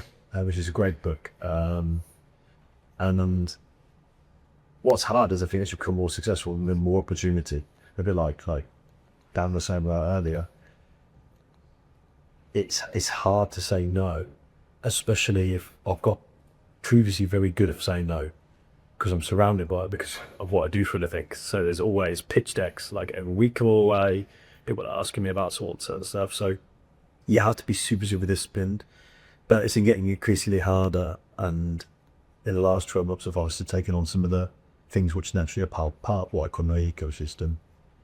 I think my biggest risk is not prioritizing those, so also getting distracted by things that probably haven't got as much of a long-term hurtful, so maybe don't give me as much enjoy them. I'm struggling because some of the things are in the early stage to, once they decide, but determine where that focus needs to be and what is going to move the needle towards the goals, the vision, things that I'm trying to achieve. So get maybe in the red dress, bit of distraction there, temptation of opportunities a bit like that. A few years ago, I was doing a podcast with Paul Daly. I don't know if you know him. He used to be Iman's like CEO. Yeah, Paul? Yeah, great. It was one of the best podcasts I ever did. And I spoke to some really interesting people. He was right up there.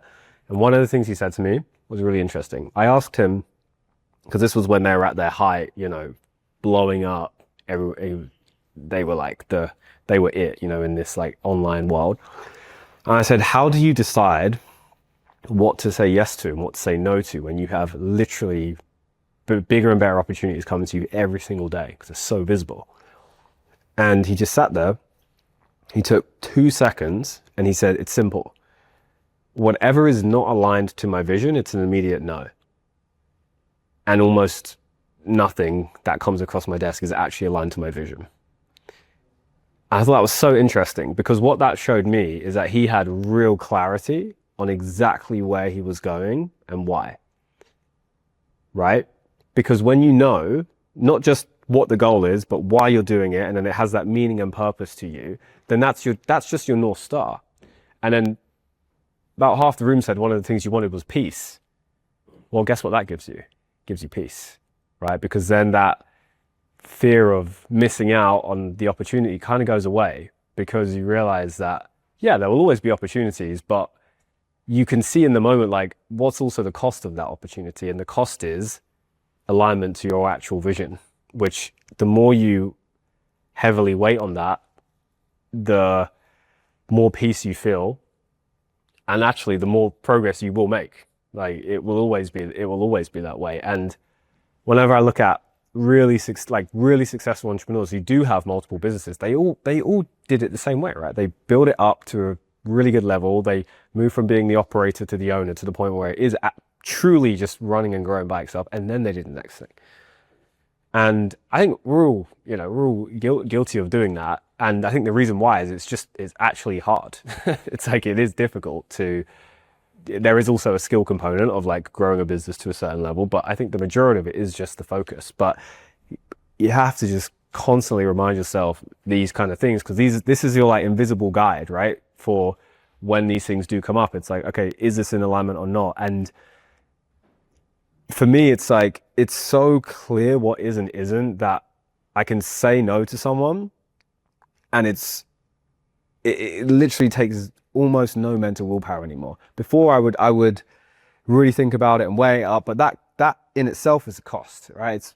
It's energy going. But when it's a yes, it's a fuck yes, and we're going all in, and it's exciting, and it's, and it can be a new thing, like dim sum with Fortune, 500 people, and it can be. That doesn't mean no new things. It just means what is a fuck yes and what's a no. And if it's not a fuck yes, then it's a no. That's how I think about it. Yeah. A lot of the things people have already talked about, I think also, I guess, misalignment, changing. I like most of what's on there. Cool. But then an intuition also. What do you mean by that? Not listening to your intuition. Intuition. It's gotten me to most of my problems. Not listening to intuition. Why would you not listen? What could be an example? What could be a reason why you wouldn't listen to your intuition?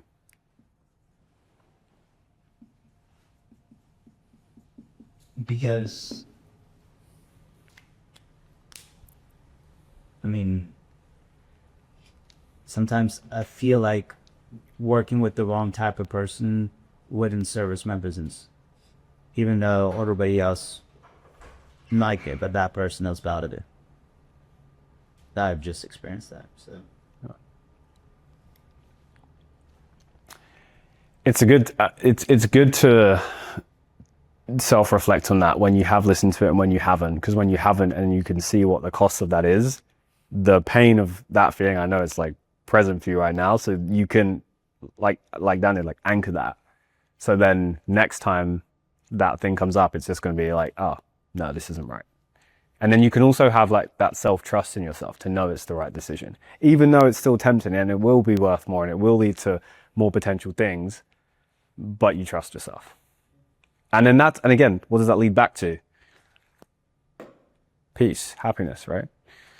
I realize nothing is worth your happiness, because nothing is worth more than your happiness. It is. Okay. Okay. For me, it would probably be just like slipping into that selfish, indulgent, dopamine addicted, hedonistic state, which is a lot of what's on there, temptation and whatnot, acting from lowest values, wrong highest values, being in the wrong environment, the wrong people. So, Cool. I don't do that. And great.